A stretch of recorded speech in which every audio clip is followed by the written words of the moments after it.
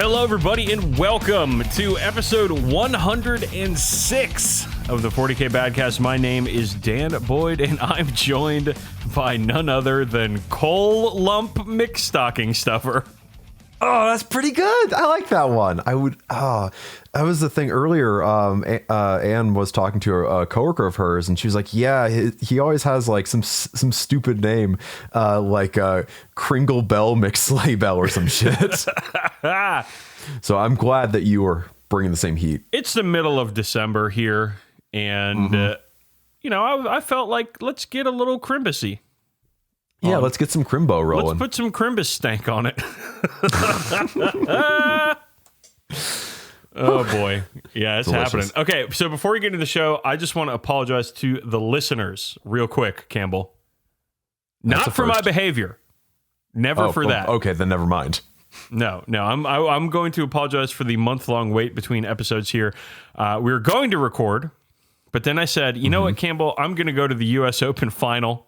Let's record after that. And you said, okay, sure.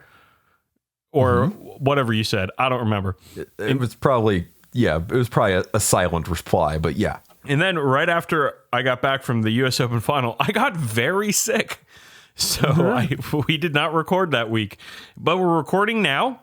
And you guys might hear me cough once or twice during the show because I'm still dealing with the mucus.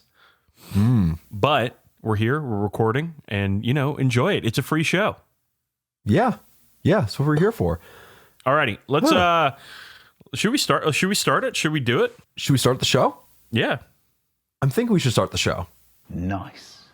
Let's start the show. All right, let's do the aspects where we talk about what's on our hobby radar. I'm going to go first with hobby progress.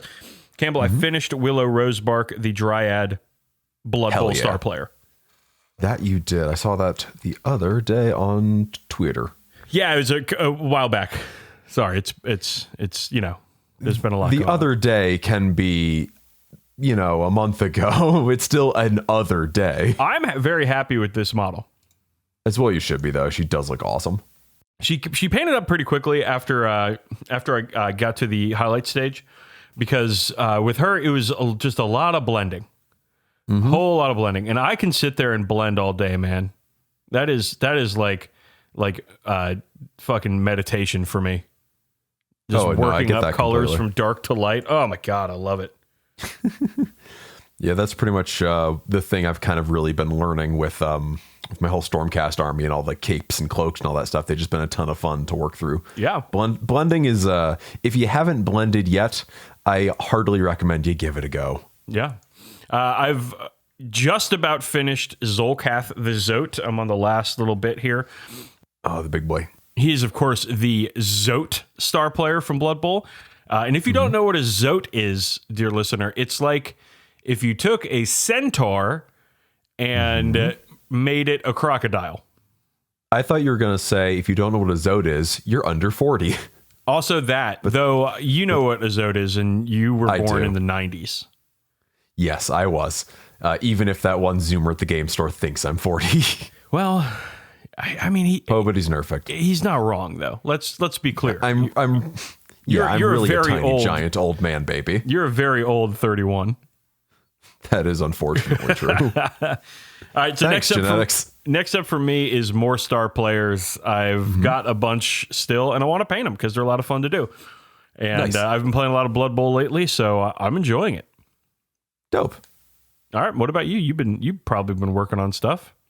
I've been working on a bit, yeah. I was also kind of in and out since we were out of town for Thanksgiving and all that stuff, which was, what it is.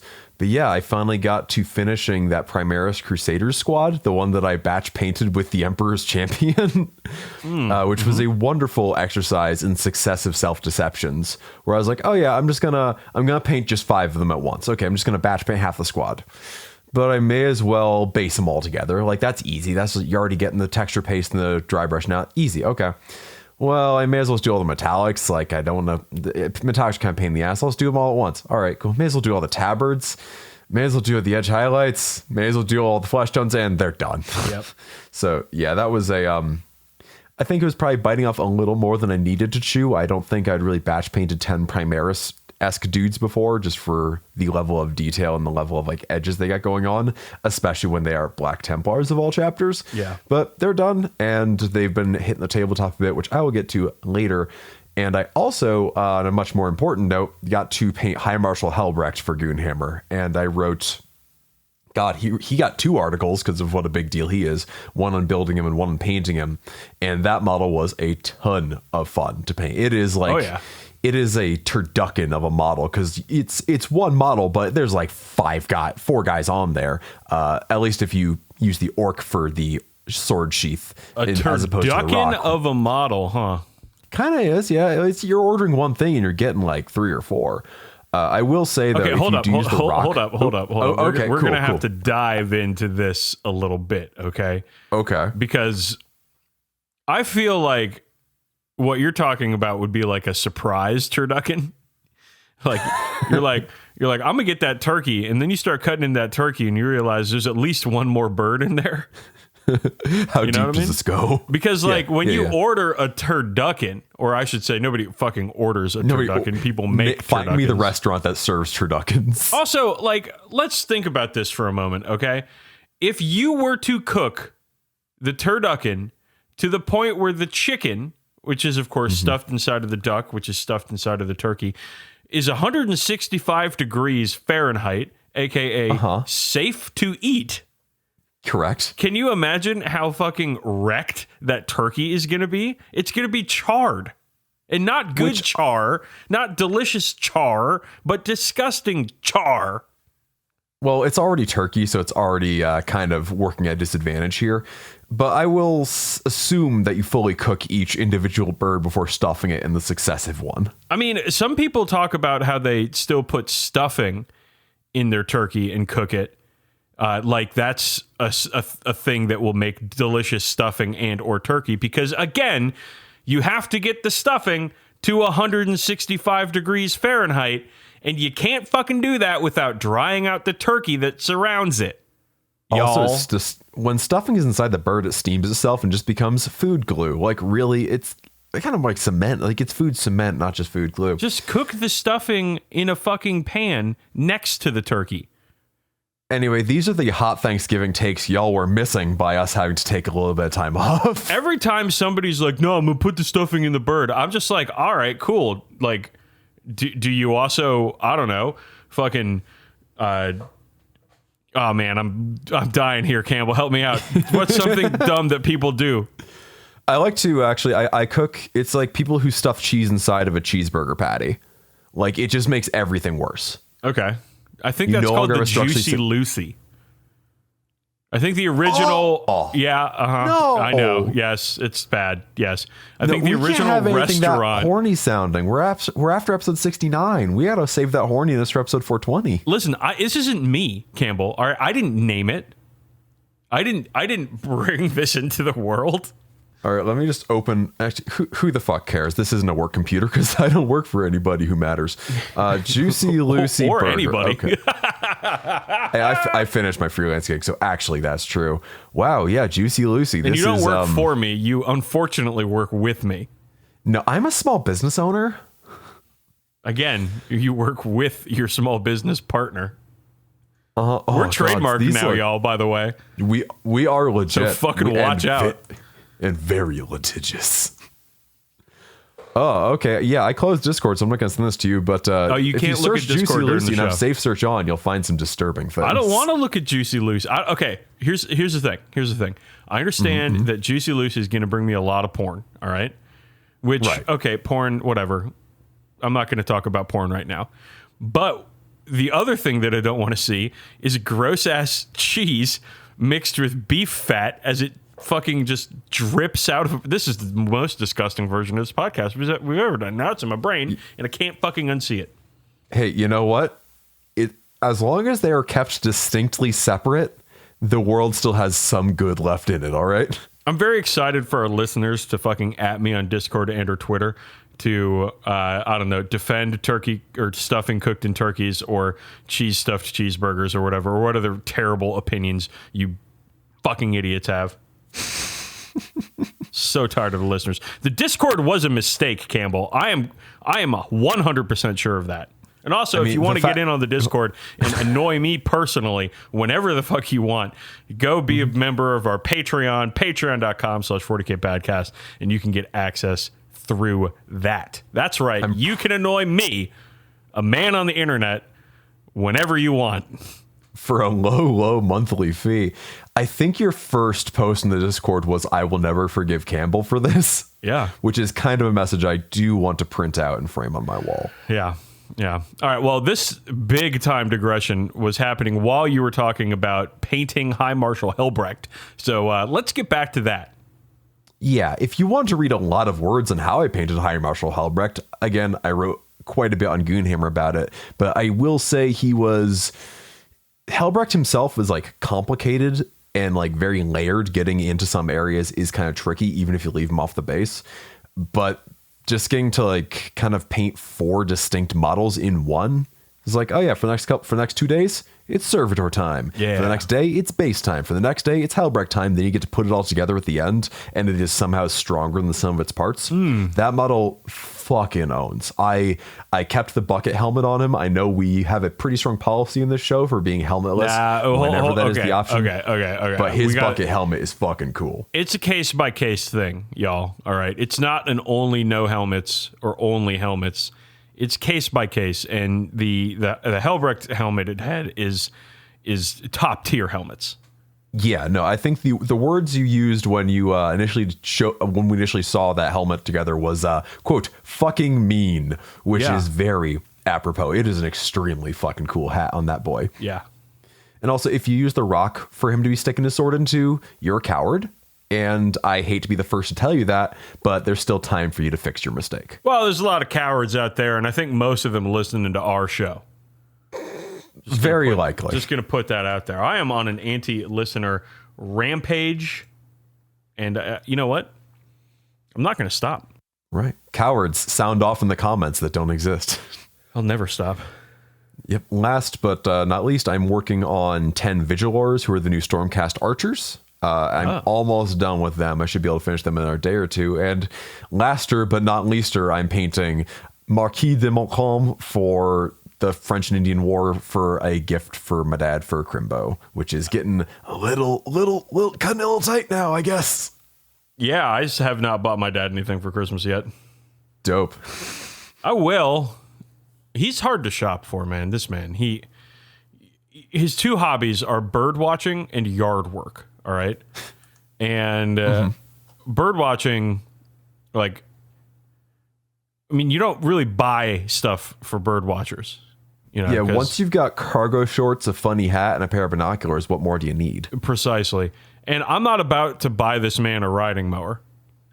I'm not going to do it. No, the Badcast doesn't bring in that kind of money. He already has one, and it's nice. And so he doesn't need a new riding. What I'm going to do? Buy him a cool hat with a Kubota logo on it? No. Actually, no, that's not a terrible idea. You've got to get him a hat that says "Fish fear me, birds want me," and there you go. I understand that could potentially be a reference to something, but I'm not sure what. That's fine. I'll explain when you're older. I'm looking at your Helbrecht right now, and I want to make some comments about it. Oh, yeah, go for it. Number 1. Okay. You played with some interesting skin tones on the servitors. I did. I had a lot of fun mixing stuff. Excellent work. Number Thank 2. you very much. Your metallic highlights are extremely crisp. Thank you kindly. And number 3. You did a bang-up job on this one, fella. Oh, thanks, friend. It looks fantastic. I love the helmet. Love the dead orc. Love every bit of it. Oh, why, thank you. He's an update of my old Helbrecht model where I also painted him with the black power armor because the gold, brass, bronze, whatever power armor is cool and all, but he's a Black Templar. It's in the name. It should, I didn't even notice that he didn't have the gold power armor, and because it looks natural on him to have the black power armor. Right. It's almost like he's a Black Templar, not a gold Templar. I'm not wild about the gold armor in general. It's too gaudy. Listeners, you can look at Campbell's very delicious Helbrecht on Goonhammer, but you can also look at it on Twitter, twitter.com/brothersrm. That's where he posts his models. And if you want to see my models, twitter.com/DB_sleazy. Get at us, talk to us, engage with us. And most importantly, send us an @ when you post pictures of your models. I want to fucking see them. All right. Yeah, I would like to be tagged in things that are actually cool. I get tagged in a lot of shit that is never cool. And it's, again, mostly because of the listeners. But if there are any cool listeners out there, do me a favor, tag me when you post your models. Okay. And also this guy. All right. Should we move on to games played? Yeah. Did you play any games? I played 3 games. Oh. Yeah. So and 2 out of 3 were teaching games. Yeah, I know. Oh, boy. It's what happens when we have a month between episodes. So my first game was against Anne's coworker, Kyle. He's more of a D&D/board game guy who wanted to get into Warhammer. Yeah. And he was like, yeah, I've been looking at all the factions. The one that really interests me right now is Imperial Knights. Oh. So I got to lend him my House Lakar Knights, which have not seen the tabletop since like the middle of 8th edition. Yeah. And we did an intro game in which he tabled me on turn 5. Awesome. Well, I mean, it went the distance. Exactly. I'm trying to come up from my history of bringing in like new sheep from the field and teaching them how to feel pain by tabling them immediately.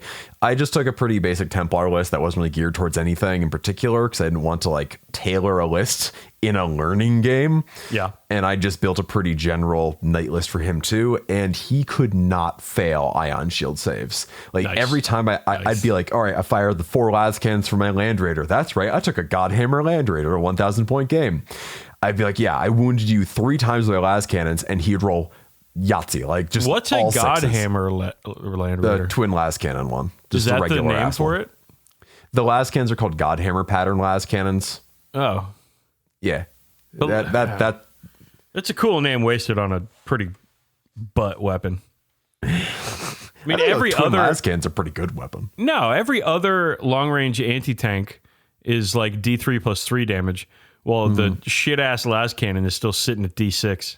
Yeah, that is true. It's not a hyper reliable laser destroyer or some shit. Even 2d3 damage would be pretty dope. No. Yeah, though, even though on the rare occasions he did actually fail his invulnerable saves, I would just roll 1s and then re-roll those 1s into more 1s, just like the game I played before that. Yeah, I love that. It was really nice to just hand someone my petard and instruct them to hoist me by it, which is exactly what happened. Man, you fucking worked for that one, but it was worth it. Yeah, sometimes it takes a while for me to go all the way around the corner to come back, but it's worth the wait on occasion. It's a long walk to that store, but you're happy to make it. Yeah, so it was fun. He had a good time, and it clearly worked because a week later, he sent me a picture of his first Necron warriors. He got like the Necron little paint set. Oh, cool, and, yeah. You know, he was like real happy with that, and I'm like, oh, dope, that's cool. Here's some resources and all that stuff.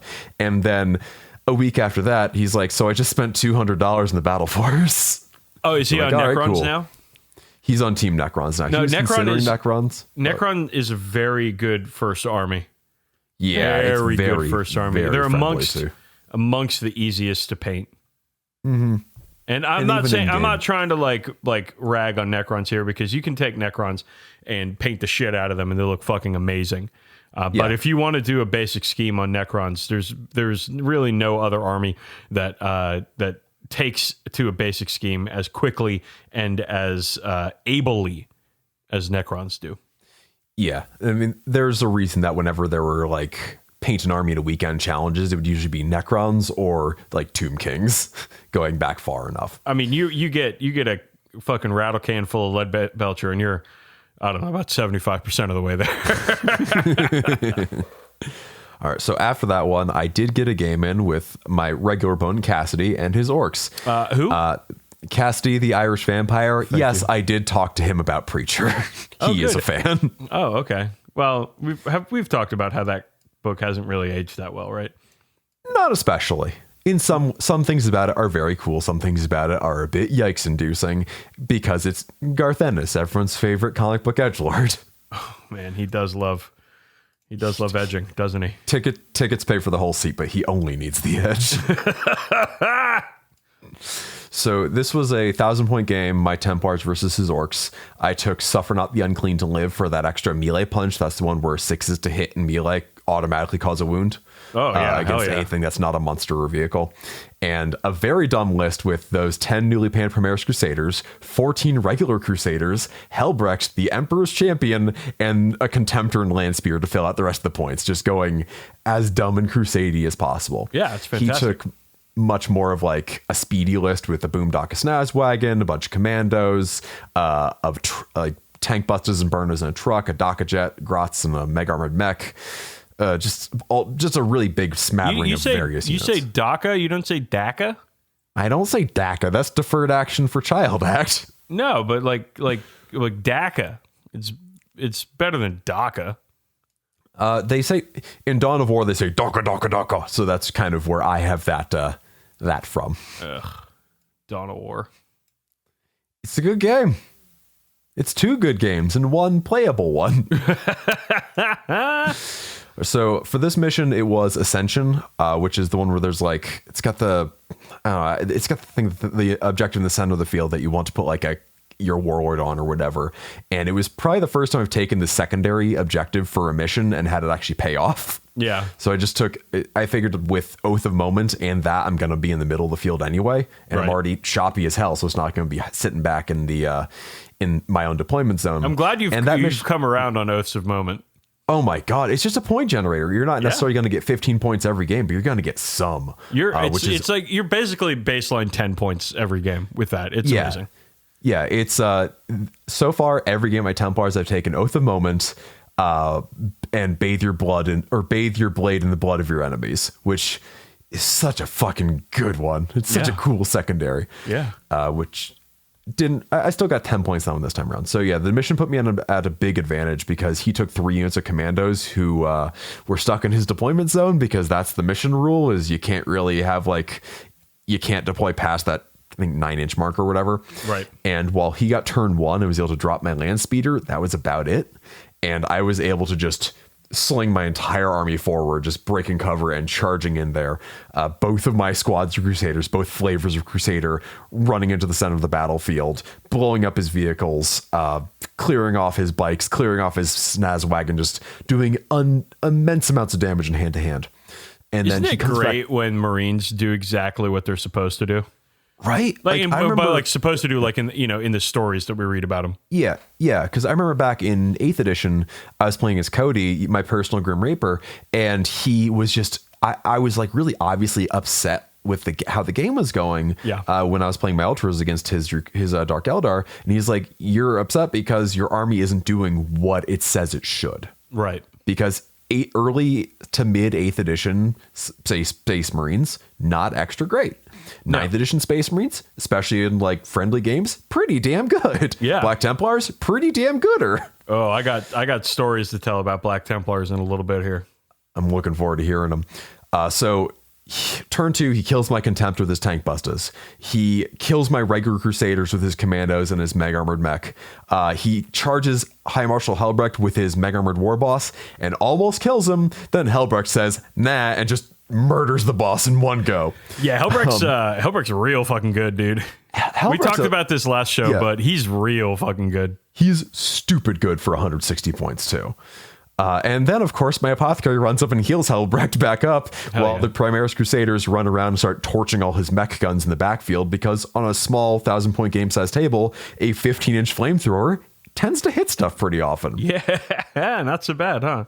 Yeah, and then when my Apothecary is done healing, I'm like, well, I may as well just throw him into melee, because what else am I going to do?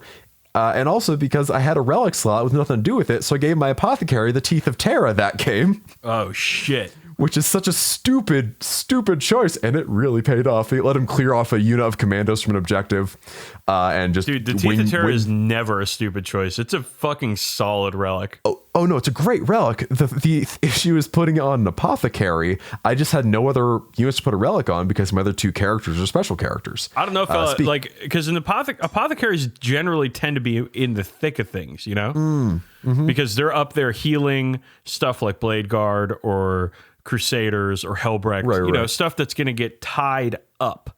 Yeah.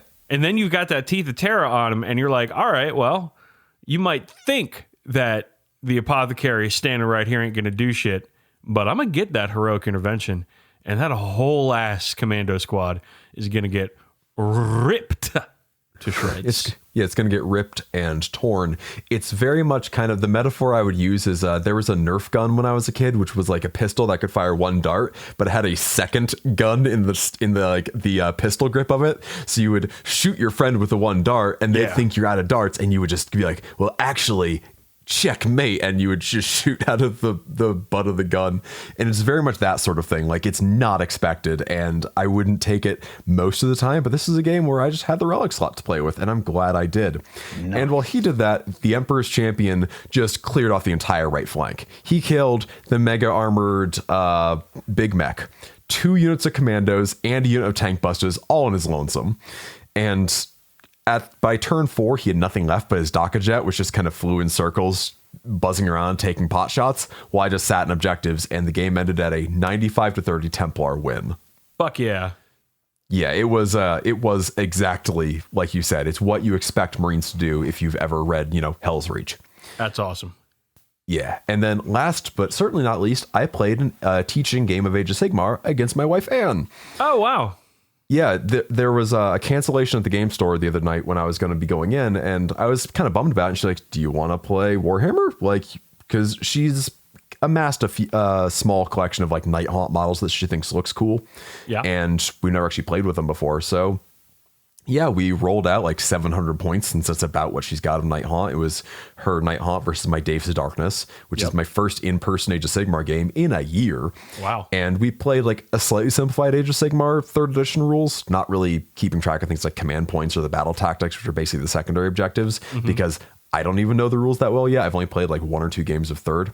And it was a mission with like 4 objectives, and you could you get a point for each one you're on, and then you could burn your opponent's objectives for D3 points, which is pretty cool.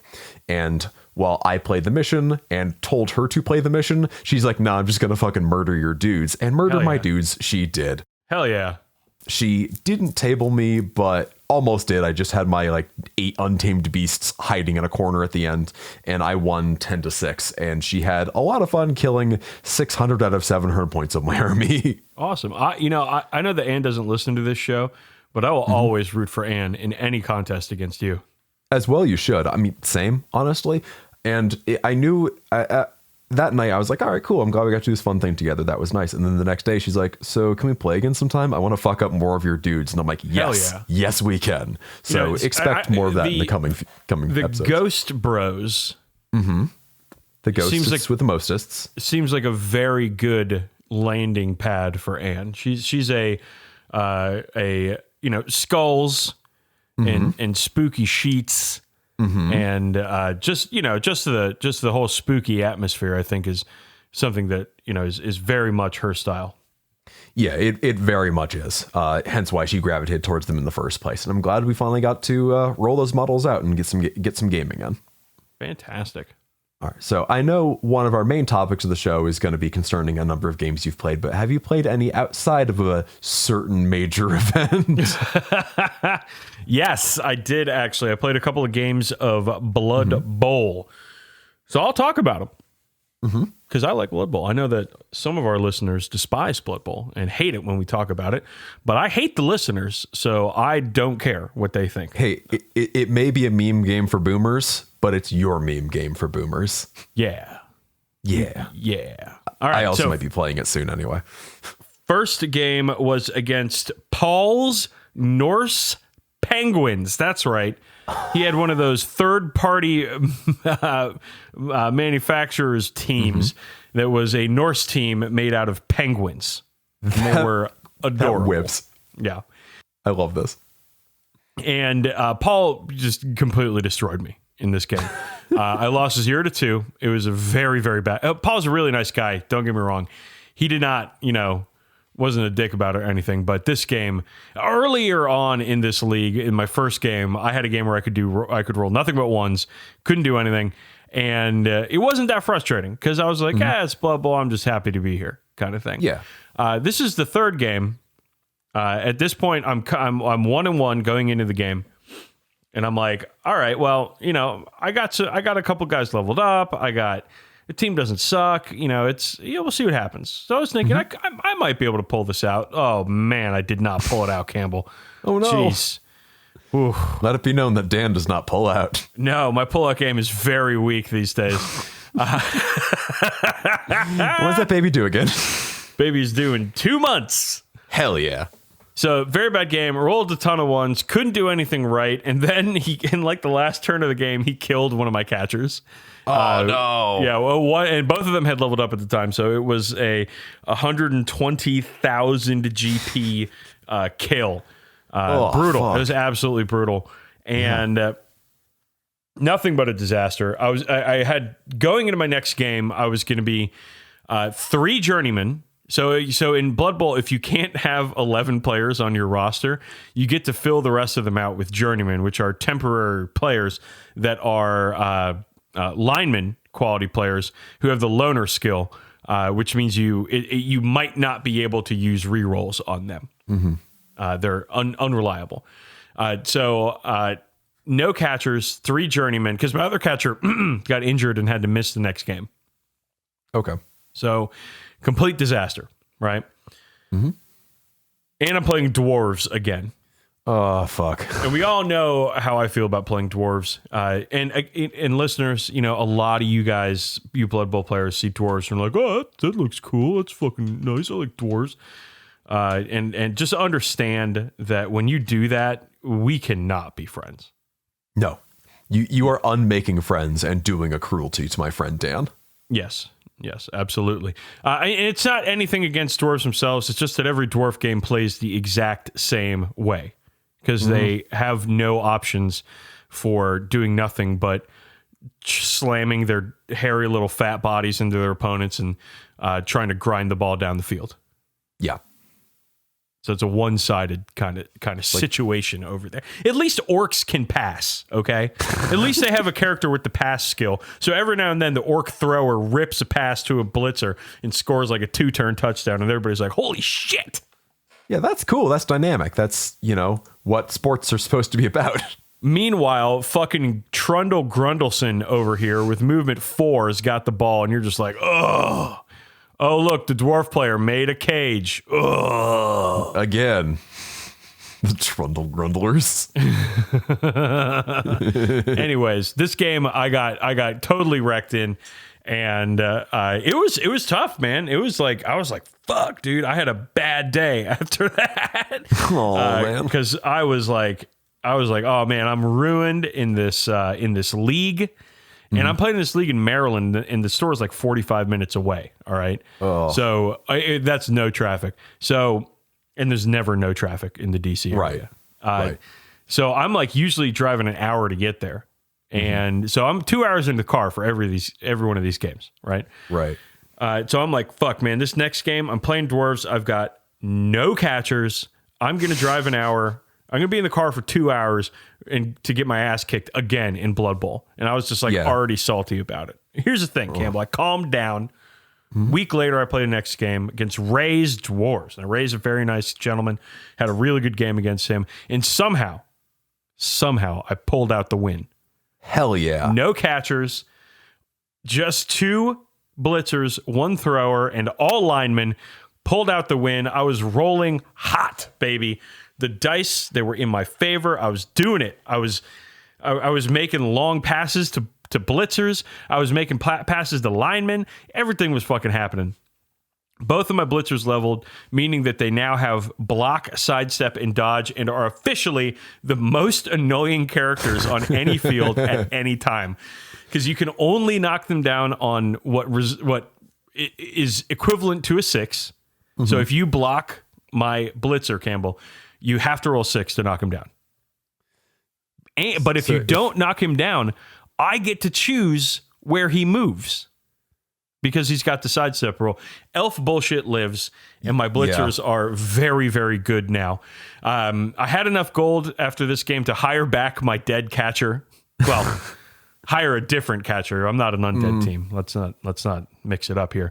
And one of my linemen also leveled up and got kick. Which is a very useful skill that halves the distance that balls will deviate on the kickoff, which you might think, oh, that's whatever, fucking nothing. But it actually can be like really, really useful when you're playing a slower team and you just kick that shit way into the far corner, and your catchers rather are quicker and better at getting to the ball and can get there first than like the slow ass dwarves or something. Nice. It's happened. People don't expect kick. Because kick is kind of like, it's a basic skill that is really good for any Blood Bowl team, but almost nobody takes it because they're all interested in like block or fucking dodge or some shit. Right. And nobody sets up to defend against kick. When they are receiving the ball, like if somebody has a kick, you have to set up different because they're just going to put it in a place where they can get it first sometimes. Right. And it's like, fuck, dude. You got to play it. So not a lot of people do that. So that's why I love kick, because you can fucking sneak it by a little bit on people. Yeah, that sounds all right. As someone who's like passingly familiar with passing sports joke, familiar with Blood Bowl at this point, being able to control the field like that just seems huge. I'm surprised that isn't a bit more desirable. Like I get blocking skills probably seem a bit, they're a little sexier, they're a little bloodier, they're a little more violent, which is kind of half of the name of the game. But there is bowl in the name as well. Like it's a sports game too. So being able to control where the ball is sounds pretty huge. It can be. It really can be. It's really funny when like you take a bashy team, because it works on a really bashy team too, because you can, like an orc team with a lineman with kick or thrower even with kick, you can. Like, and if you're playing a team that's like really weedy, like your halflings or my elves, you kick that shit right behind the line of scrimmage. Nice. Like right there. And you're like, okay, well, I'm going to knock the shit out of all of your team, and I'm going to jump, and I'm just going to throw as many bodies as possible onto that ball, and I'm going to win the punch fight to get that ball. And like people don't do this, and I don't know why. I don't know why. I'm not like a fucking Blood Bowl genius over here, Campbell. All right, this shit is easy. Right. Anyways, I'll take your word for it until I actually get to play. There's some interest in a league going on for Blood Bowl at my local game store, so I'll be getting in on that potentially with your halflings. Yeah, with my halfling. So I expect to win a lot of games. You need some players, bud. Did I ever send you a list? Did I ever send you the list of star players that you need to buy? You did, and I was really upset that like Grack and Crumbleberry were only available at like Games Day 4 years ago or some shit. Yeah, well, you need some Treeman at least. Do you have the Treeman kit? I don't, because I had the idea. Someone mentioned, I don't remember if it was in one of the Discord servers we're in or what, but someone mentioned the idea of, for the Margaritaville Manglers, my Jimmy Buffett themed halfling team, that I should have a palm tree man as opposed to just your typical stump man. That is the modern kit. You need two is the thing. Okay. And you can, if you want to make some sort of palm tree man, which I think you should. I don't know what you would, how you'd start with that, but fuck yeah, do it. I feel like I might need to find the old like 3rd edition Jungle Trees set and work with that somehow. Yeah. All right. Well, yeah. So some Blood Bowl. I got a game coming up this weekend against an Imperial Nobles team, and I am not scared of this team at all. My team is like actually pretty fucking good right now because my thrower, he's got the cannoneer skill. My thrower is basically late 90s Brett Favre, and it's amazing. Nice. He's got the cannoneer skill, so his with throwing in Blood Bowl, your template, you've got 4 zones, right? Quick pass, short pass, long bomb. All right. And quick pass is no modifier. Short pass is -1. Long pass is -2. Long bomb is -3. All right. So my thrower, elf thrower, he gets a 2-up on the passing ability. So a quick pass is a 2-up. Pretty easy, right? Yeah. And then sounds pretty good. A short pass would be 3.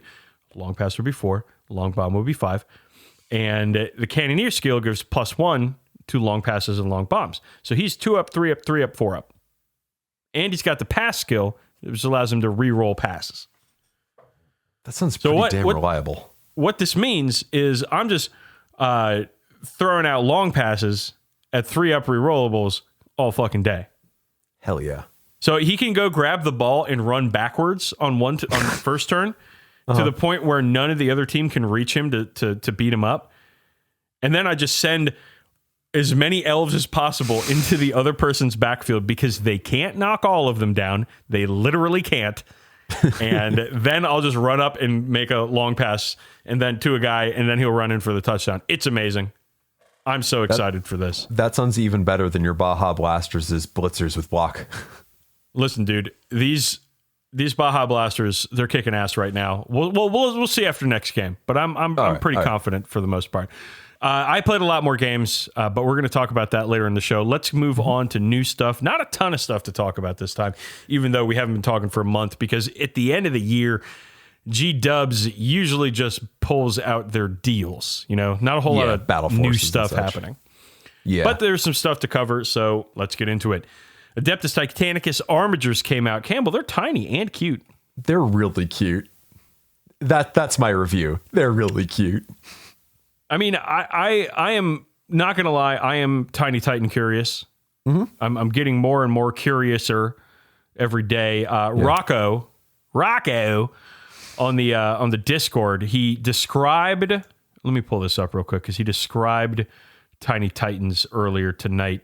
He said, "Where is he? Where's his fucking avatar? God damn it, Rocco! Where the fuck are you? Just search Rocco. There he is. All right." AT fucking rules. It's like Necromunda, but big. Well, that's the thing is also, someone else in there was saying that Adeptus Titanicus is Necromunda for the crust of society. And I said, well, actually, Necromunda is the Adeptus Titanicus for crust punks. And I don't think I was wrong on that either. Honestly, specialist games, they're good, y'all. Yeah, they are. Well, I have a bunch of Titans. I just got to put them together and wait till Garrett comes up for the holidays and he can teach me. Nice. Yeah, I'm sure he will enthusiastically do so. And again, if you want to watch Dan's conversion into Tiny Titans happen in real time, check out our Discord by subbing us on Patreon. I'm going to give Garrett one beer and then he's going to get hammered. And then I'm going to beat him at his own game. Winning move right there. Next up, a new Mike Brooks novel is out, Campbell. It's called Dagabo's Revenge, and I really want to read it. I want to read it too. I'm looking. I haven't actually gotten to read any of his orc books yet, and I feel that's really something I need to rectify. I think I have the audiobook for Where There's No Warp, There's a Way, which again, banger title for a book, but I haven't gotten to read. I want to read this. I do very much want to read this. That is, of course, friend of the show, Mike Brooks. Friend of the show, published Black Library author, Mike Brooks. Right. But most importantly, friend of the show. Warhammer did a response post to literal Spanish Nazis. Christ, there was a dude who showed up at a tournament in Spain wearing a shirt with a swastika made of swastikas, which is like, not just saying the quiet part out loud, it's just yelling the loud part with a megaphone from the top of Nuremberg. So they put out basically a hey, don't be a Nazi shithead. The Imperium is bad. It's not aspirational. It's supposed to be dystopic. And would you believe the caliber of person who filled their diapers over this post? Oh, dude. I mean, we've been saying this exact thing for years now, but it's we're actually coming up on the 5-year anniversary of this show. That we are. Next episode, we'll celebrate it.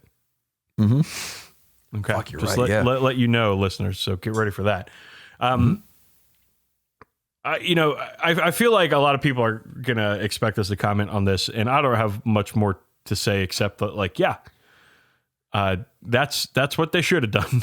Yep. I got the two things I got to say, and this is kind of like a lot of this we already kind of covered with the whole "You Will Not Be Missed" thing when that dropped during the summer of 2020. And honestly, it's kind of a repeat of that discourse again. But also, I will say that Games Workshop hasn't always been great at making Space Marines out to be, and the Imperium to be, not necessarily the protagonist. It's the weird thing that happens when you have the people who wrote it initially writing it with one kind of message in mind, and then people who just thought that initial work was cool doing their own thing and not really. Well, then they were like, oh, we can make money off of this. Yeah, which dilutes the message further. I think there's a reason why Stormcast Eternals and Age of Sigmar are a far less problematic fave intentionally, while fulfilling a very similar archetype. That being said, I think, all right. I'm glad they at least have the gall to make statements like this in the year of our Lord 2021. Not something I would have expected in 2016 or any time before that. Yeah. I mean, again, this is the kind of thing that they should be doing. And I don't really. I mean, we've talked about this sort of shit at length on the show, and at this point, I don't really have much to say other than like, all right, good, cool. Next up, we got new Necromunda weirdos, and Campbell, these might be the weirdest ones yet. The Slopper and the Scabber come to an Underhive near you, but these things are fucking amazing. I'm so glad they just really get to go all out and make the weirdest fucking weirdos for Necromunda. Every like 3 months, it's like somebody got to just have a grand old time. Because like the Slopper with his with his fucking portagrill that his tummy is on is so gnarly. And he's like, you know, do you remember when people made like the Great Clean one where they basically green stuffed over the Great Unclean one to make it like a smooth big baby man? Yes, I do remember that. It was horrifying. This is a similar vibe, but on a smaller scale. And I do dig him. He's got a real like grotesquerie background of 2000 AD sort of vibe to him, replete with the little fucking Waffle House hat. Yeah, the paper hat. Yeah, he looks like a short order cook. It's amazing. Yeah, and I also really like I like the Scabber. He's doing the merchant from Resident Evil 4, what you buying, sort of fucking thing, and I'm really into that with such an expressive face. You see so many models in Warhammer, not quite as much in Necromunda, but honestly in Games Workshop games as a whole, who are just wearing some variety of scowl. And both of these models are just having a grand old time. They're both smiling. They're smiling. They're both reveling in the shittiness of living in the Underhive. I'm a big fan of both of these. Yeah, I'm a huge fan of these things. Necromunda continues to be the best game because of models like this. And I'm actually going to go out on a limb here. I think the Scabber is not only the better model of the two, which is saying something. The Slopper is amazing. But the Scabber might be my favorite Games Workshop model right now. It's so fucking good. I don't know if he's my favorite. I don't think he's not my favorite, but I do like him a lot. Now, I will say, our friend Dylan, and you can look at his stuff over on Instagram at 40k Hamslam. He has been doing this whole Underhive market thing for months now, where he's been like making his own merchants out of a lot of like kit bashed parts and whatever. And all his stuff is amazing. All right. And they're all at the level of the Scabber, if not better. Yeah. So when I say, might be my favorite GW model right now, I'm talking about a GW production model, not some of the shit that people are making out there that kicks fucking ass like Dylan does. Because, again, people out there are fantastic converters, fantastic painters. And something like this, though, coming out hot off the presses, hot out of the printers over there at Forge World. It's good. It's really, really good. That actually makes me think of something because I want to talk about Forge World for 1 second, Campbell, if you will, let me. Please. So I've been working on these star players for Blood Bowl, right? Yeah. And there is a definite shift in the quality of Forge World models for pre-3D printing and post-3D printing. Because it's a good shift. Their models are better because of it. So Zolcath the Zote, the model that I'm painting now, is the most recently produced Blood Bowl star player, or one of them, and it is clearly not one of the drop mold models. I've got a bunch of other star players that the detail is far lesser. The joins are much worse. And the models are like just lighter and flimsier, whereas this model has a shit ton of detail. The points at which it's joined, like where the glue points and everything are much better, and it's just higher quality. So, people talk about Forge World quality all the time, and a lot of times negatively so, but I think that they're getting a lot better. I think so too. Honestly, over the last 2-3 years, every time I've gotten to Forge World something or other, it's been pretty solid. My old Thunderbolt is definitely from the era where it's like, oh yeah, this is a model someone made out of balsa wood and plasticard. Then they made a mold of it. And as a result, it doesn't fit together super well. The instructions are mostly verbal. It's like, here's a parts list, here's the completed product, have fun. And it was just a very different time as opposed to now, where they're designed in 3D modeling software. They usually make a 3D print of it, they finish the print, then they make a mold from that, and that way it tends to go together much more cleanly. It tends to have, I don't really know if there's any particular reason why that would have more or less miscasts than the old way, but I haven't run into really any. And I don't know, it's just been like, it's been a really nice shift. And also, I feel that with that shift as well, you're able to kind of have a bit more parity between Forge World and GW kits, because they're working with oftentimes the same files. Like if you look at they're in plastic now, but the Necromunda accessories, like weapon option, like bonus kits and all that stuff. Like I had that for the Goliaths and the Eschers. They're the same pieces, but instead of plastic, they're resin. Like they have the exact same weird fit or the exact same sort of detailing on them with something else, a different gun or whatever. So the fact they can work with those things is really nice for consistency's sake, because that was the case with like the old Forge World add-on bits, like, the Chaos Marine legs or Terminator shoulder pads, where sometimes they'd be a little bigger or a little smaller. Things wouldn't quite fit together all the same way or quite as well. The proportions sometimes be kind of wonky. Like the early resin Heresy models had really skinny legs because they weren't 3D modeled. And there's definitely appeal to, the traditional hand sculpting sort of thing. The Primarchs are still all hand sculpted models, but I don't know. The consistency you're getting with the 3D modeled stuff is just really hard to beat. Right. So I'm really happy with how things are going with the Forge World stuff right now. So let's talk about another Forge World model that actually is probably my favorite. It's Barrack Farblast. He is a dwarf. I don't want to say thrower because he's not a thrower. He has something called the Ballzooka, which he shoots Blood Bowl balls at high velocity down the field, and is the dwarf answer to the throwing game. Okay, this model fucking rules, number one. Yes. It's a dwarf firing a... I've never had a problem with the dwarf models for Blood Bowl. I just want to put this out there, okay? So don't fucking at me about it. He's firing a ball out of a bazooka. It's pulling him backwards. This is fantastic. And here's the thing, Campbell. Yeah. Dwarves don't really want to use Barrack Farblast. Really? Because they don't really have any catchers. They can't run up to catch the ball wherever it goes. Yeah, that makes sense. But here's the thing. Here's the thing. Here's the interesting thing. Okay. Now, in the current Blood Bowl, BB20, people call it, because it came out in 2020, star player use is opened up. So Barrack Farblast isn't just available for dwarf teams anymore.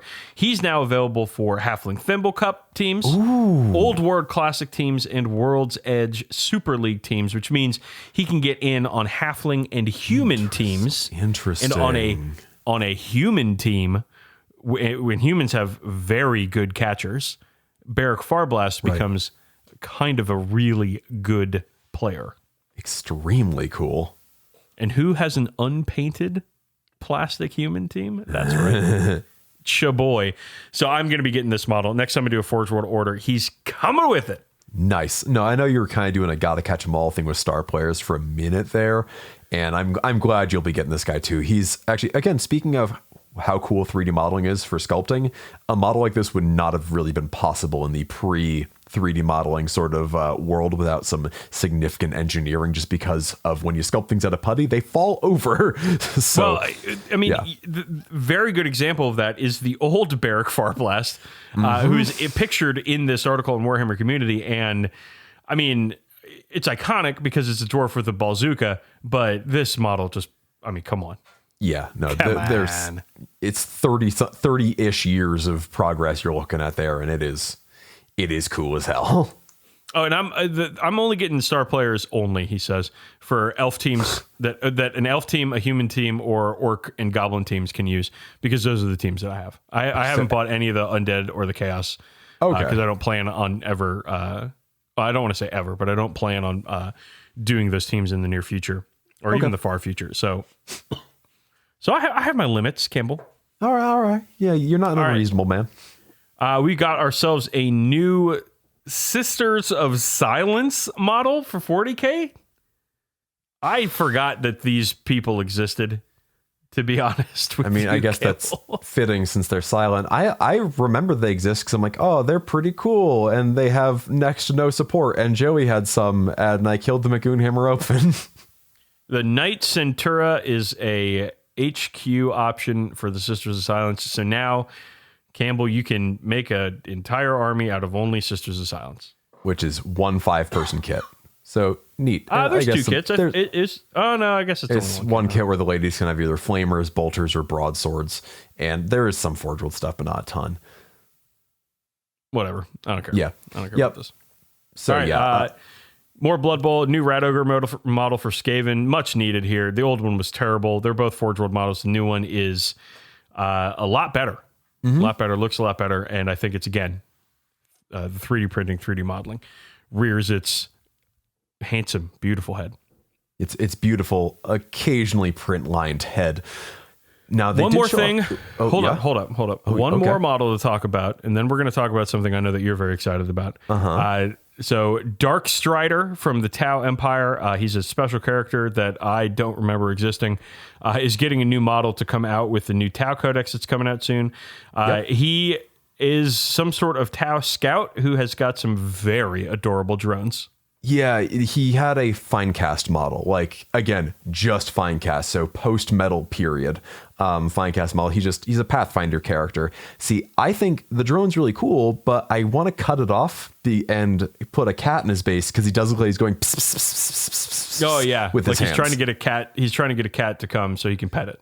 Yeah, exactly. Which Numi just perked her head up when I did that. So Do you think like? Okay, so I imagine like an orc doesn't give a shit about a cat. They've got squigs. They have a cat, things. unless they have a cat squig. Yeah. Eldar do like cats. This is Yes, canon that is canon. because Ivrain has a cat on her base. And the guy rings before that Tyranids, too. Yeah. Tyranids don't like cats. This is all biomass for them. They don't care. Right. Necrons, maybe. Well, they're living things. Necrons hate living things. Yeah, so they might have some like RoboCats or some shit. Here's a question. Not a living for you, one. Campbell. Here's a question for you, for your brain. Okay. Do Tau like cats? I imagine they would. Honestly, like they're the most tolerant of other species. They might try to get the cats to be part of their sort of coalition forces and be very disappointed when the cat is wholly uninterested in anything they want to do. No. But I imagine like I feel like Tau characters would have enough sentimentality to probably enjoy a pet of some varietal. They might have some sort of like if Tau invaded and defeated an imperial world, and they were like going through the rubble, being like, all right, we got some survivors, we got some native flora and fauna.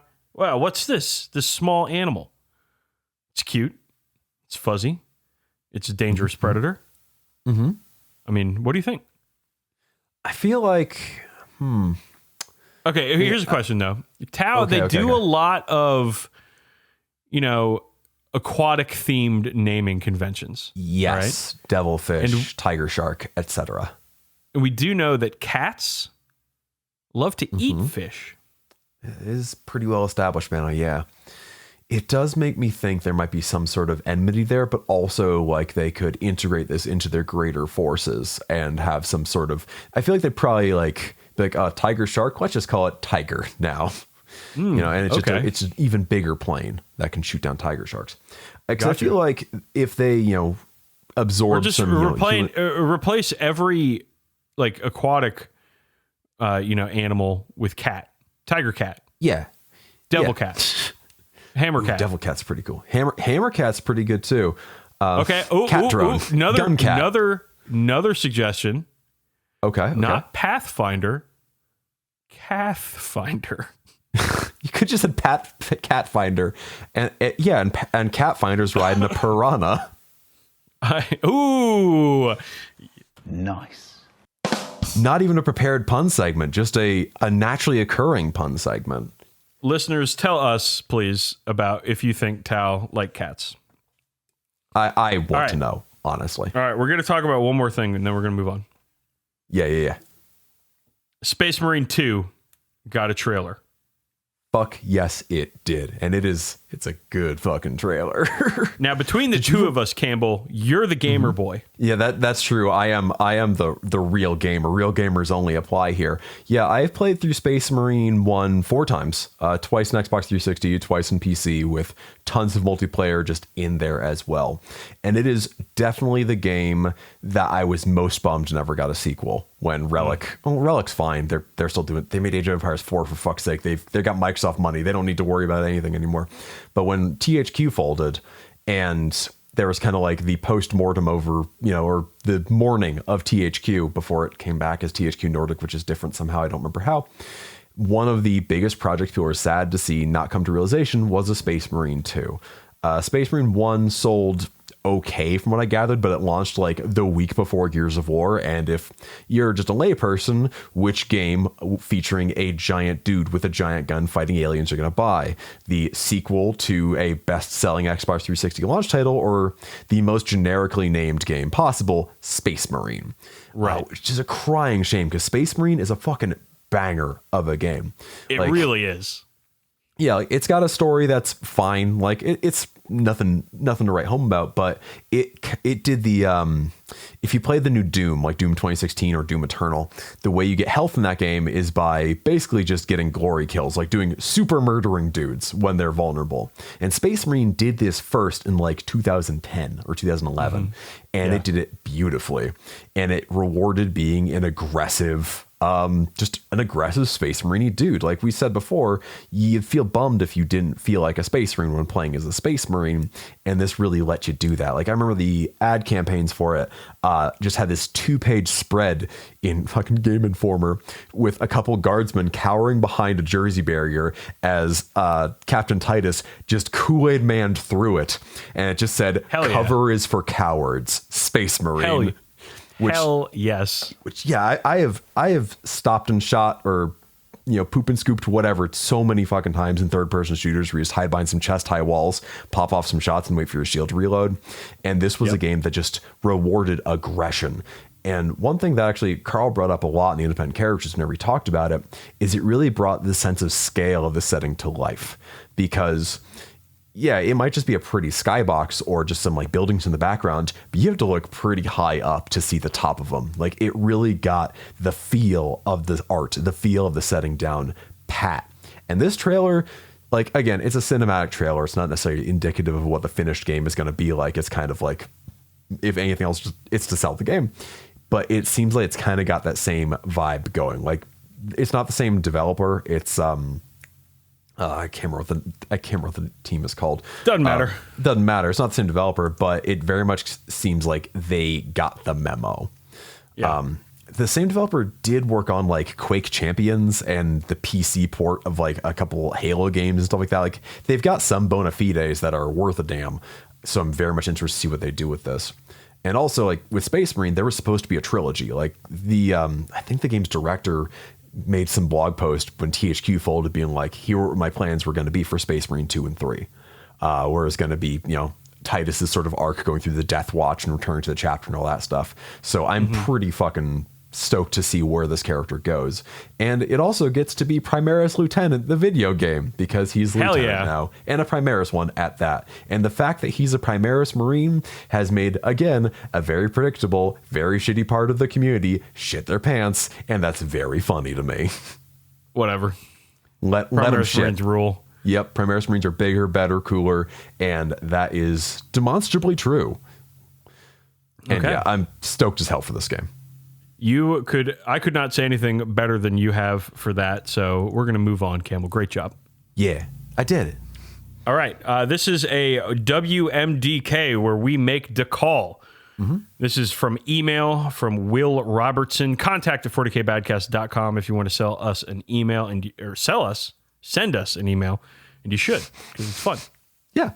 All right. Will says, going back through the event recap episodes, Nova/Adepticon, has made me wonder if you guys have ever talked about the role alcohol plays in the hobby, since I was a little surprised to hear of the amount of partying that goes on during these events. As someone who doesn't drink, looking to attend my first Nova this coming year, how much will I miss out on by skipping the parties? I feel like, I mean, I don't want to pressure anyone into drinking, especially if they don't, or don't want to.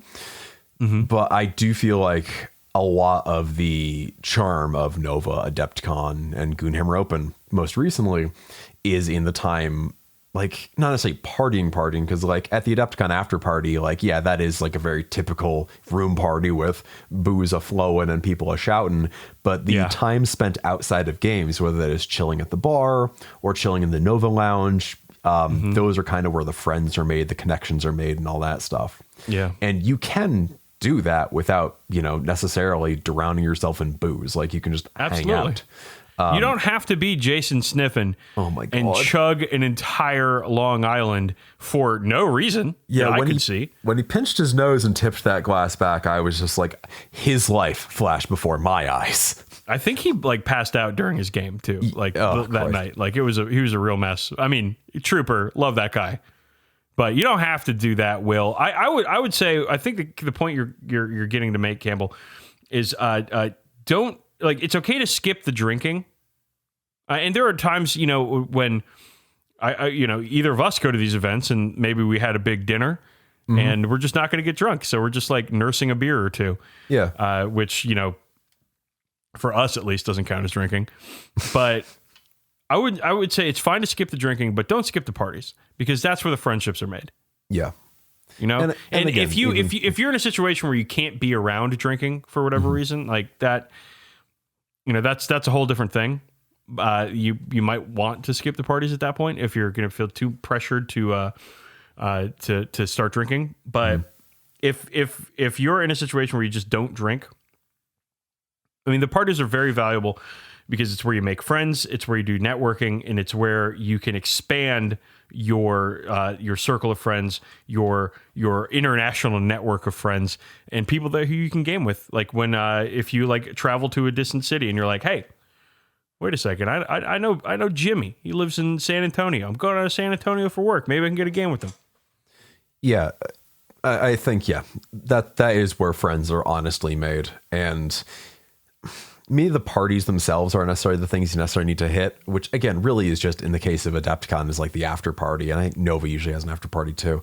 But just again, the time away from the table, the time between games, the time after games is where that really shakes out. And honestly, if that just makes you uncomfortable or you can't for whatever reason, whether you have a kid or something of the sort, you're still gonna have fun at your games, more likely than not. And I would say very few times in my time at the multiple events I've been to has my opponent been like sloppy, like drunk. I'm not gonna say I'm the sloppiest there's ever been. Like there was that one time where LT did have to help me play my army after a particularly rough game, but for the most part, I have most of my opponents, even if they're had a beer or two, most of them are pretty chill and aren't gonna be a mess. They're not like the dude who had to get stretchered away at Adepticon that one year. God damn, I remember that. At 11 a.m. on a Thursday. So there's most people are. I'm not going to say reasonable because I don't know their whole situation, but reasonable enough to not be a mess. Right. And when you do find a mess, I mean, that's a situation where it's easy to disengage because you go to the TO and say, hey, this guy's fucking sloshed. Can you help me out? Yeah. And they'll usually help you out with some points or end the game early or something of the sort. Well, Will, I hope that answers your question somewhat. Thank you for asking it. It's a good question. Yeah. It is something I feel we probably should have covered at some point before in our tournament coverage of stuff. We might have touched on it before, but yeah, it is a. Well, I mean, for us, overindulging isn't really a problem, right? Yeah, we've got our kind of situations handled, but like I know when to cool it on drinking. Yep. It took me a while to get there to have this knowledge, but I have it now, and I use it where I can go. Have a beer or two with dinner, play a game, and and for me, I can't drink a lot during a game because I'm too busy focusing on the game. Yeah, absolutely. I've definitely have fucked up pretty bad in a game, or just kind of started to drift off or felt myself starting to drift off, and been like, all right, time to chill out. Your issue is you get tired. I do become a sleepy sheepy. I'll be honest. Yeah. All right, let's move on. I want to talk about the U.S. Open final.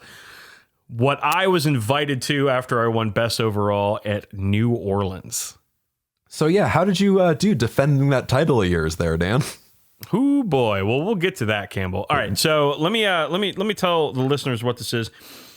So Games Workshop this year did their first ever group of roadshow events, open roadshow events where anybody could go and play. And if you won the whole tournament through winning all your games, or you won on the best overall track, which is what I did, you got to be invited to the final in Grapevine, Texas, which is a northeast suburb of Dallas in Texas. Very nice place, by the way. Nice little town, nice little walkable area. It's great. Nice. You got invited to the Warhammer Citadel down there, which is their U.S. flagship store, for a 2-day event with 4 games against your fellow winners. And I got to do this. I'll say, Campbell, I don't think I'm ever going to do this again. I don't think I'm ever going to be able to get to one of these things ever again. Mm-hmm. But I got to the first, and I feel really, really great about that. It was an incredibly fun time with...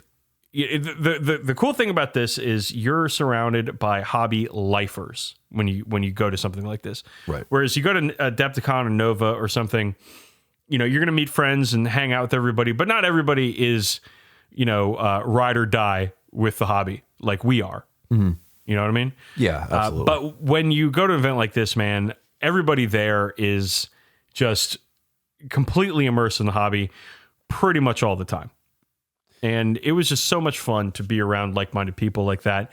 And talking to people like Manny Chima, who won the 40K final for Best General, and just having a 10-minute conversation with him about secondaries was just so incredibly illuminating.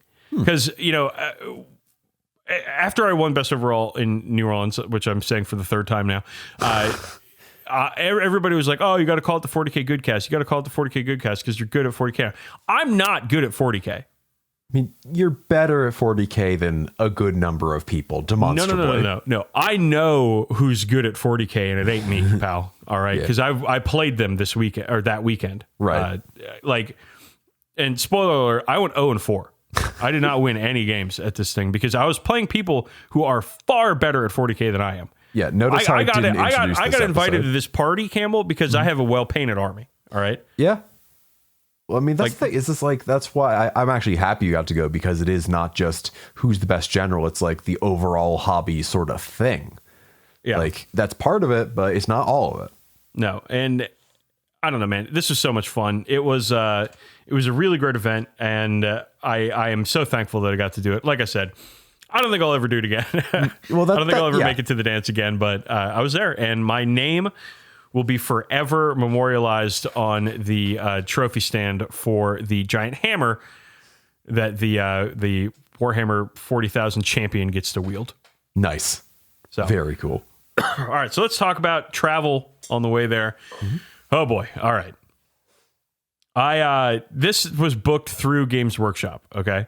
They flew me out, set me up in the hotel, and fed me the whole time. It was great. Damn. It was the cheapest vacation I ever had. Yeah. Okay. Yeah. I didn't know it was all expenses paid. That owns. Yeah. It was fucking fantastic. Not all expenses paid, but many expenses paid. Yes. And, so they hooked me up, Zach and Ryan over at Games Workshop. Great dudes. They hooked me up. They got me there. Here's the thing, Campbell. Mm-hmm. I get to the airport on Friday, and because it's a Saturday, Sunday event. Right. And it's Friday morning, 8 a.m. I'm like, all right, my plane is leaving at 10:25. I'm here plenty of time, get a bite to eat, and, just hang out, get on the plane. I'll be ready to go. I get to the kiosk to check in. My plane has been delayed 10 hours. Fuck. So I'm like, that ain't so good. But the kiosk gives me an option to change my plane. Okay. I'm like, oh, hell yeah. I guess in the booking, it was like, all right, if it's delayed by a certain amount of hours, they'll hook you up. Right. So I start doing that. I start working through which planes do I want to go, which connecting airport, because I couldn't get a direct flight. I would have to connect. I was like, all right, how many hours do I want to spend traveling today? I was trying to get it under 6. basically. Okay. Because it was like a 2.5 hour flight to Dallas, or 3.5 hour flight to Dallas. And so I was like, all right, if I can get it under 6, I'll be fine. Mm-hmm. Campbell, I'm changing my planes. I decouple from the first plane. Oh no. And then the kiosk starts Windows Update. No. No, why? They had forgotten to disable Windows Update Christ. on the computer for this kiosk, and it fucking sent me to hell. Yeah, To the void between the planes. Okay. So I'm like, all right, well, I'll go to the next kiosk and find my reservation number and do all this shit. Put in my reservation number. They cannot find me on the plane. And I'm like, fuck. Naturally. Oh, fuck. So I tell the lady who's like, babysitting all us kiosk idiots, and she's like, all right, you have to go wait in line. I look over and the line is medium long, not like long, but medium long. I'm like, fuck. I get in line, wait in line, chatting with the woman next to me. Very nice. Also going to Dallas. Finally get to the front, and they're like, all right, what's your name? When's your plane? And I give them their name. I give them the plane, and they're like, you're not on this plane. And I'm like, okay, yeah, I know I'm not on this plane. I did the whole thing at the kiosk. Am I on a different plane? Like, what's going on? And they finally found my record, and they put me on a plane, and I got out of there at like 11 or 11:30. So it actually wasn't like that much time in the airport, but I had to go to Columbus, Ohio first. Oh, I go to Columbus, Ohio, and I got 30 minutes to make it to the plane. Cool. And dude, I'm on the far back of the plane. Yep. Like right near the shitter. Mm-hmm. And I'm on the aisle seat. I fucking hate the aisle seat. I'm a broad human. Right. I've got large, wide shoulders. Mm-hmm. And so on the aisle seat, I get jostled. I hate it. It's terrible. Yeah. I'll get my fucking funny bone will get murked by the cart. Love that. Absolutely love that. And then people will, when they're like waiting for the bathroom, because I'm right next to the fucking bathroom, there's a line of people just in the aisle because everybody's got to fucking piss on the airplane, I guess. Right. You can't piss before you go on the airplane, motherfuckers. Jesus Christ. Sometimes you're in the air for a minute, all right? And sometimes you're in an emergency like I did when I flew back. But you're passing people in the aisle, right? Yeah. And like I'm there, and I can only go so far into the poor middle person, the middle seat, Right. I can only go so far, and people are picking ass or crotch, and it's just all up on my shit the whole time. It's terrible. Yep. Fucking hate the aisle seat. Anyways, I get there. I get to Dallas. It's fine. I'm on the phone with Zach and Ryan, and they pick me up, and they take me to the hotel. And I meet a fella who won the best overall for 40K in Orlando, and his name is, and I shit you not, Cannon Biggs. Fuck yeah, that's a Star Wars name. That's such a Star Wars name. This man's name is literally Large Penis, and he is penis large. He and I go get lunch. We're hanging out. He's actually a really nice guy. Nice. I'm happy to hear Cannon Biggs is a decent fella. We get to the Warhammer Citadel. Mike Brandt and Nick Nanavati are playing a fun little exhibition game on stream, and we're all chilling out, hanging out, maxing all cool, relaxing all cool, whatever. Right. And then we go have dinner at the retail HQ out there in Grapevine, Texas, which you would think like, oh, it's like a big office. Nah, it's just a house. Oh, it's just like a converted house that's like a block off the main street there. It's adorable. It was really nice. We had some good barbecue, and we're hanging out and talking and stuff. Nice. And then we went out to a couple of bars, and I probably had a couple too many drinks that night. But it happens. Woke up next day on time. 'Cause I don't fuck around. Mm-hmm. Got up there, a little hungover, but whatever. It's cool. I've been there before. And we get Saturday morning. We get ready to play. And here's the game format. So you're going to play 2 games, right? Right. You're going to have an exhibition game and then your championship game. Mm-hmm. Exhibition game is with lists that Games Workshop have made for you. Yeah, I was curious how this exactly worked out. So before the event, Zach reached out to me and said, hey, what stuff can you bring to Dallas? I'm going to make a list for you. And so I gave him the itinerary, not the itinerary, but the itemized list of what I have and the space I have. And I told him, I was like, I'm bringing the Impulsor. I can only bring one other tank. I can't bring Inceptors or something else because due to space concerns. Right. And like, all this. So I gave him that. And then he made a list for me. And it was actually pretty close to the list I was bringing, but it took out my Van Vets, my good squad, and replaced them with, oh boy, Flamestorm Aggressors. Hell yeah. And that's what I'm talking about. And Hellblasters. Nice. Which Hellblasters were great in 8th. Not so great now. So I'm like, all right, cool. It's an exhibition game. And also from Goonhammer at this event is James Kelling, a.k.a. Boone. And I told Mike, I was like, hey, man, I want to play Boone in the first round, if that's okay. Because I've known James for years now, and we've been friends for a while. And I had never played him, and he's a very good 40k player. So I was like, yeah, I want to match up with this guy. So we're playing in the first exhibition game, and his Dark Eldar list is kind of a mess.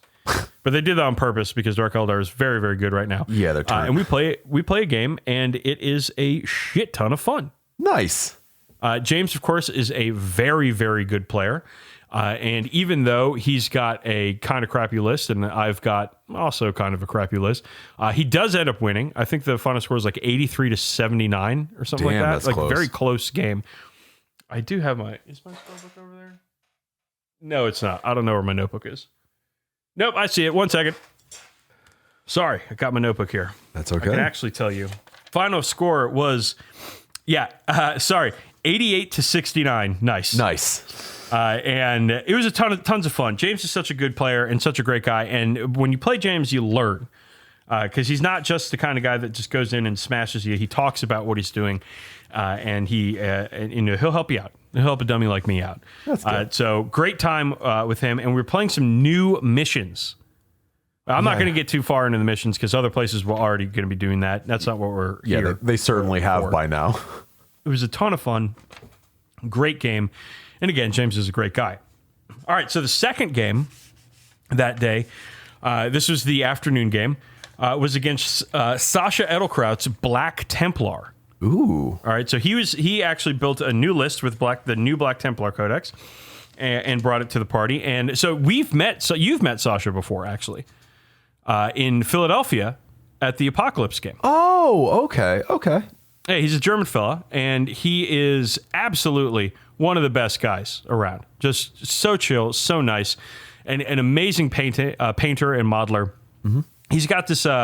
He's running Imperial Fist as Black Templars, because he's got this enormous Imperial Fist collection, and they got a lot of those Crusader crosses on there, and it fits. It works because after all, Black Templar are an Imperial Fist successor. Yeah. So this game was good, but not as good. I did lose, but I scored 79 points. So I scored 69, but I got the 10 points. So this is my second game of 69 points. And he scored 93. So 93 to 79 at the end of the game. Okay, here's the thing. Black Templar are just like Space Marines, but better. They're firmly Space Marines +1. Yeah. So he and I had similar lists because this is our comp list, our championship list, which is pretty much the same list I took to New Orleans. And he had like a Crusader squad and a couple more characters, and I had one more Redemptor. But otherwise, they're nearly identical. And his list just did everything my list did, but better. Oof. And I was just I got to the point where this mission there was a objective in the middle and stuff, and I was like, I can't really go after the middle objective because he's just gonna wipe me off of it. Yeah, that's what Templars are good at. So I sort of just have to hide and lose. Nice. And I picked the wrong secondaries, though I wrote on turn 2, I realized I'd picked the wrong secondaries. So, learning. Over here learning. But the Templars are just better than Marines. Yeah, they are. And get ready for more of that kind of talk because that is a recurring theme over the weekend. So, but again, Sasha, great game against him. just, an excellent time so far. Day one, the games are in the books. I'm 0-2, but I'm feeling great, I've had 2 games. And honestly, I scored 69 and 79 points in the games. I'm not like getting cleaned out here. Yeah, and that's nice before and after inflation. Exactly. So we're talking about 2 nice games here. Twice as nice.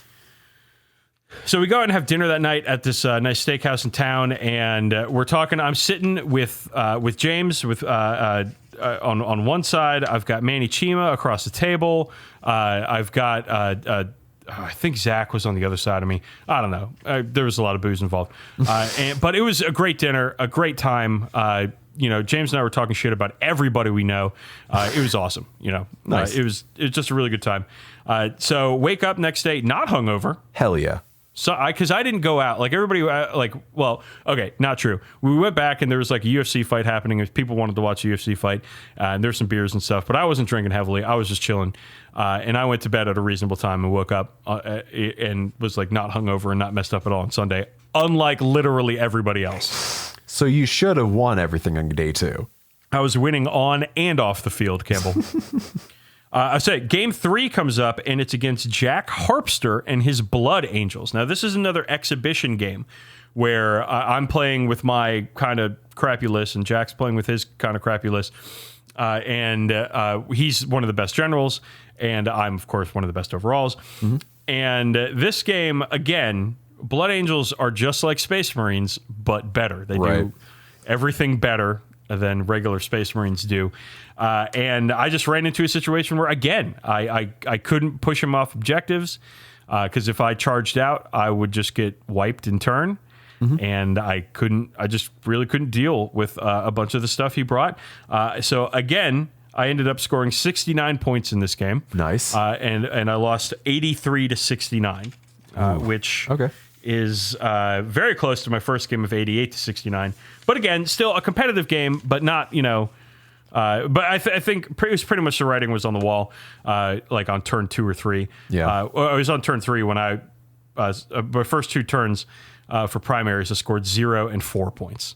Ugh. And I was like, if I'm gonna win this, I'm gonna have to come back hard. And I did end up scoring 12 in the last turn, but it just wasn't enough. Yeah, no. If you bomb 2 turns on primaries in a row, you kind of gotta call it, unless you're really murdering the other dude. Well, I bombed 3 turns. I got 0, 4, and 4. Fuck. 12 in the last one, which was great, but it just wasn't enough. I wasn't again getting hammered this game. I just ended up. He just was able to take all the objectives early, mm-hmm. and I couldn't clean him off without losing my entire army. Gotcha. So just couldn't deal. Oh well. And that's the story of Space Marines versus the specialized Space Marine chapters. The better other Space ones Marines. are just better. Yeah. Yeah.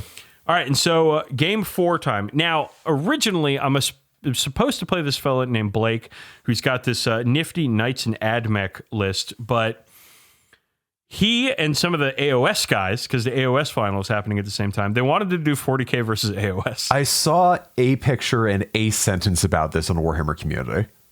I didn't play in the 40k versus AOS games because I just didn't want to. Right. But you can imagine what happened. They gave a lot of concessions to the AOS players for this, like ward saves, worked against everything. You got to figure out what a toughness value is for an AOS model. Exactly. Yeah. It's not like old fantasy where they shared a lot of the same rules. No, but they figured it out and they played, and the 40k armies crushed them. It's almost like one army has guns and the other does not. Yeah, and it wasn't even like crazy. Like it was like strength 4 shooting cleaned an entire lizard man army off the board. Well, I mean, I figure lizard man would be toughness 3 or toughness 4, like by and large. But it's not. It's like in AOS, at least this is what they tell me because I don't know. Like even a moderate amount of shooting is potentially game breaking. Yes. But when like every unit of your army has bolters, like there's no answer for that in AOS. Yeah, it's one of the reasons why my Empire army or Cities of Sigmar army can be such a pain in the ass, because when you have blocks of 30 dudes with crossbows and another block of 30 dudes with muskets backed up by cannons, there's not a lot you can do about that, especially with AOS 3 where things can stand and shoot like an old fantasy. Like it can be really hard to tune. Yeah. So last round, I'm going to play James again because his opponent wants to play AOS versus 40k, and so does mine. And so we're just like, all right, well, let's just play again, which is fine. This time I'm taking my competitive list against his exhibition list, but he's got some tweaks. He's gonna take the models that they're giving him, but he's gonna choose like the warlord traits, the chapter tactics, and all the accoutrements that go with it. So so his list is a little bit better, and so is mine.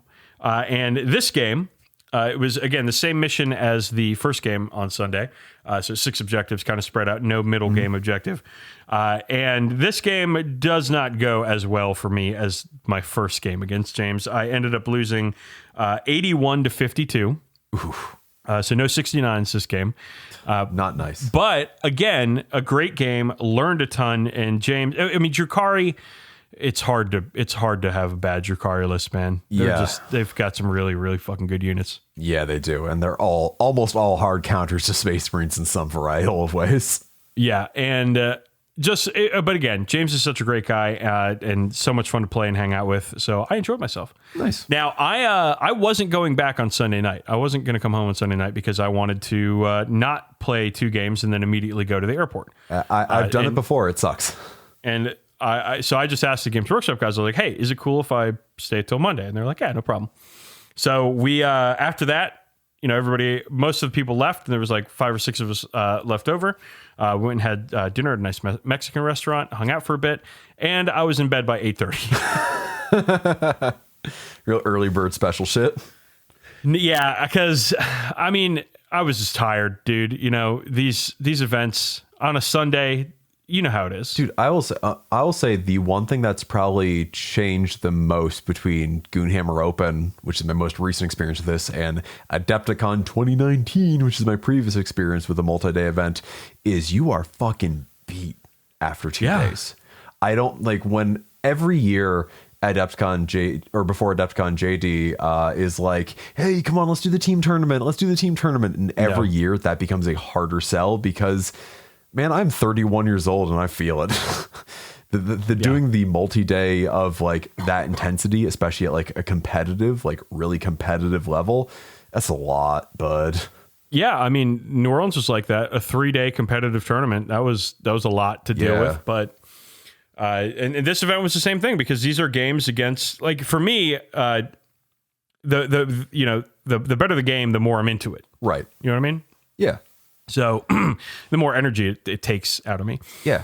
You can't really slack at this level. You can't really like just kind of coast the way you can at like, who cares about your 3rd game of the day in the Nova narrative? Like, yeah, right. just chill out, have fun. But with this sort of thing, you gotta be on.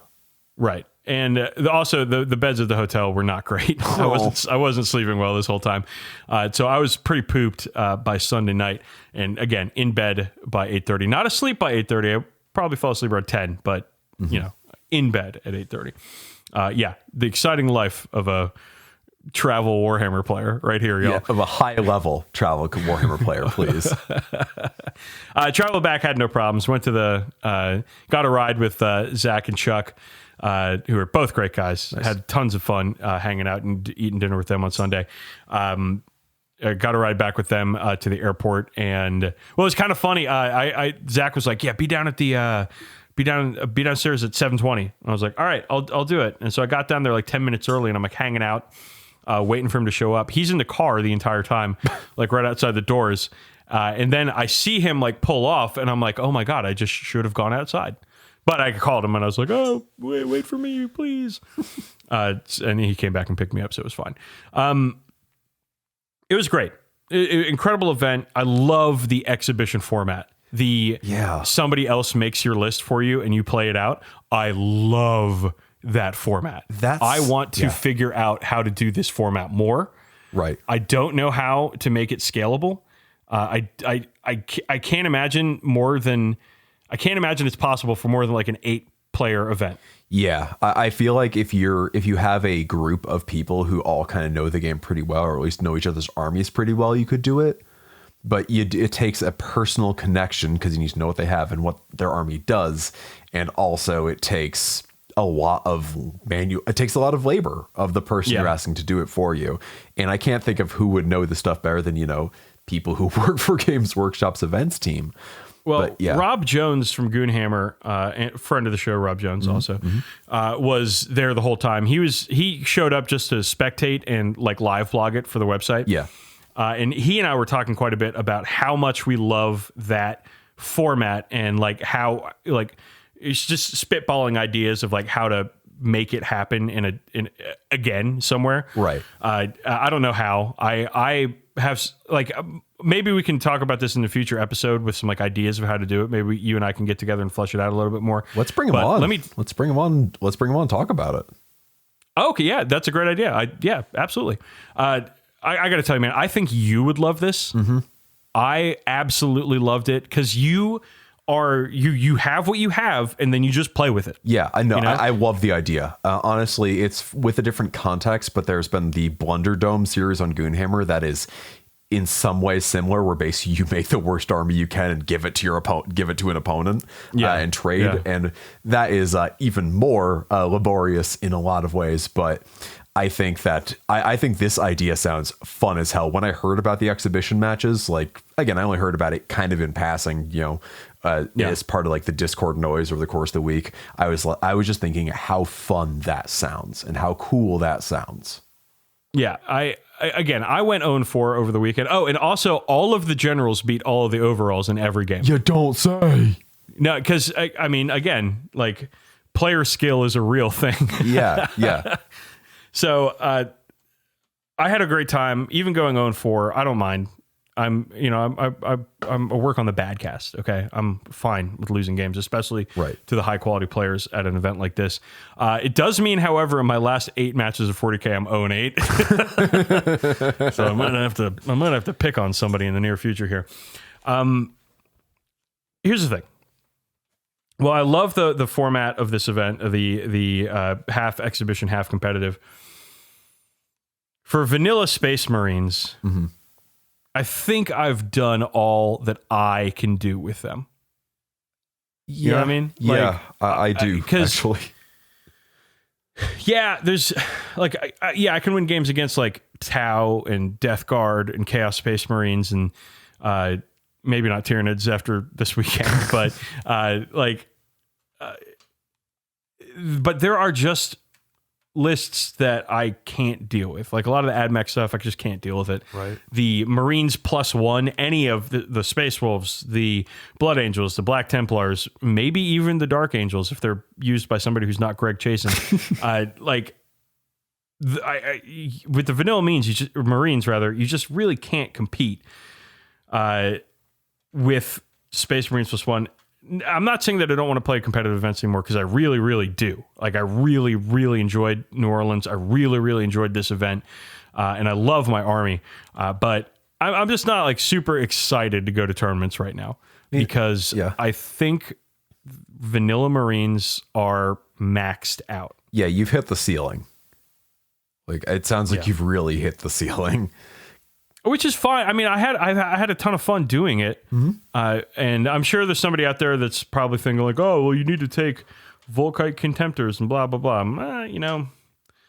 Maybe if I did that, but Redemptors are pretty fucking good. Yeah, and also, I would never bank on anything staying good, especially if it's like Forge World or an Armies of Renown thing or something like that. I if it's not in a codex, a physical, regular-ass codex, I imagine its days are numbered. Yeah. So on the horizon for me in 40k right now, I'm kind of in a holding pattern where I don't have a lot of interest in doing a ton of work on Raven Guard, because what I have is great. I have a ton, so I don't need like a bunch of stuff. But like moving forward, I'm not, unless something changes with Space Marines, and I'm sure it will in the near future, with either new models or a new codex or something. Give it 8 months. There's just not a lot of incentive to work on that stuff right now. Yeah. Which is fine, because I have a ton of other projects I can work on. But I think I've taken my Raven Guard as far as I can take them. I think for the time being, you're probably right. But again, I'm not going to say that's an indictment. Like, that means you've really gotten to know this faction in and out. You've got to know this particular collection of models you have in and out, and you've done remarkably well with them. All things told. I did make it all the way to the 40k final. Yeah, you got there, and that itself is pretty. Hey, Rocky didn't win in the first Rocky movie, but he got there, and that's what matters. Okay, so before we wrap up this segment, I do want to mention one amazing thing that happened. Okay. At the Grapevine store there on Saturday. Nate, one of the Games Workshop staffers, came up to me with a little bag with my name on it. Okay. And he was like, "Hey, this is for you." I'm like, "Oh, what's this?" He's like, "Some lady dropped it off." I'm like, "Some lady? What are you talking about?" He's like, "Well, don't you know who it is?" I'm like, "No, I don't know who it is." And he was like, "Oh, all right." And so I look in there, and I am greeted by a lovely note and a teething ring, 2 teething rings for my upcoming child as gifts from a listener, Phil, and his wife, Amy. That is so sweet. And y'all, this note that they wrote almost had me in tears. Like, it's so sweet and so special. I'm not going to read it on air because it's personal, but believe me when I say it almost had me in tears, how sweet these people are. And I was blown away by this. I sent you a picture of it. I sent my wife a picture of it. And the little, the teething ring and stuff that they made are adorable in black and white, naturally, my colors. And I guess my baby's colors now. Right. Family heraldry. Exactly. It's funny. Katie Horace made me a tabard for Renaissance Fair. It's black and white. Hell yeah. Because, again, family heraldry. Yeah. So I was just blown away by this, an incredible show of love for me and for the podcast, and for us, because you're part of it too, Campbell. Some would say the good part of it. But on Sunday, they rolled through. They're local. Oh. So Phil and Amy came through. Now, unfortunately, they came up while I was eating lunch and only had half an hour for lunch. Yeah. So I couldn't talk to them as much as I wanted to. But I just want to say here on the show, Phil, Amy, thank you so much for the gift. You're so thoughtful. You're so sweet. It was so great to meet you. And I hope to see you both again in the future sometime soon. And it's really meaningful what you wrote for me, Amy, and the gift and everything. It was really, really nice. So thank you. Thank you. Thank you. All right, let's move on, Campbell. We've got one more thing to talk about before we take this show out back and shoot it in the head. And that's the Badcast Holiday Gift Guide. Yeah, we're just squeezing this in remarkably under the wire. Good luck getting this in time for Christmas 2022, let alone 2021. But we want to go over a few things for a few supplies and accoutrements for the discerning ham. We are trying to steer away from explicitly Games Workshop stuff because everybody knows about it. Like, this is stuff to get somebody who's into the hobby in some capacity, whether that's 40k, Age of Sigmar, or the greater wargaming hobby, that they will find useful that they might not have already. That they will Campbell, find useful. how many recommendations do you have for this segment? Like 4 or 5? I have 4. Cool. So that's a good number to do. Let's do 4 each. Yeah, let's do the typical Badcast 3 and 3 plus 1. All right, Campbell, I'm going to invite you to begin because I just did a lot of talking. You did just do a lot of talking. All right, so I kind of think it would be cool to put together sort of a basing care package. I think that it's so easy to just get like a Grelin Earth or whatever fucking texture paint, a paint to dry brush it, and like some tufts and call it a day. And that's great. Like, that is honestly far and away better than the basing materials were generally available to us when we started this hobby. But there is so much more out there that is going to be hugely useful to anyone who wants to try new stuff. So this is essentially a plug for Woodland Scenics and Michael's Craft Stores. So Woodland Scenics makes these little tubs. They look like the shakers you get Parmesan cheese in, that cost like between $5 and $10. And that you can get varieties of sizing of basing grit, which is like the kind of sand used to base models. So you could get like a small, a medium, and a large, and then get one of let's say they have winter basing, get snow flock. That's what I use for all my snow flocking because it's a lot cheaper than the Gale Force 9 tubs or the GW texture paint. And then some tacky glue that you can get at Michael's to glue that all down, which is very similar to Elmer's glue, but a little thicker, a little more archival, and it dries clear. And you can just thin that with a little bit of water, and that's great. And then if you also want to go the distance even further, you can get them a essentially a variety of little types of grass and other sort of materials. So Gale Force 9 does make a little 4-pack of little basing kits that will often have like 4 different blends of flock, which is really cool. But also you can get some clump foliage. Again, you might be able to find this at Michael's or a hobby shop or a model train store. And this is going to be what looks suspiciously like a bag of sticky weed, but costs like $4 to $5. And you just like tear off little pieces of it and glue it down. And it is cheap. It is plentiful. A little bit will go you an extremely long way, and it will add some real variety to any sort of organic basing they're doing. Yeah. And I feel like you can tear a little care package of this stuff, wrap it all up in a bow, put it in a little nice basket, and you're golden. Yeah. I use bird sand for basing. Yeah. That I, after my poor departed friend Murphy passed away, years ago, he was a bird, and there was birds. They have gizzards. They don't have teeth, so they don't chew. Yep. But they have gizzards where they hold stones, and that's how they grind their food. And it was just crop sand for birds, and I just grabbed the box when I moved out of my folks' house. Yeah. And took it with me, and it's the box of sand that I use for bases now. Yeah. I've seen people use kitty litter in very similar ways, unscented. I do urge you to not use scented kitty litter. It's good. It's a good idea. I love the idea of a basing care package. It's really cool. Yeah.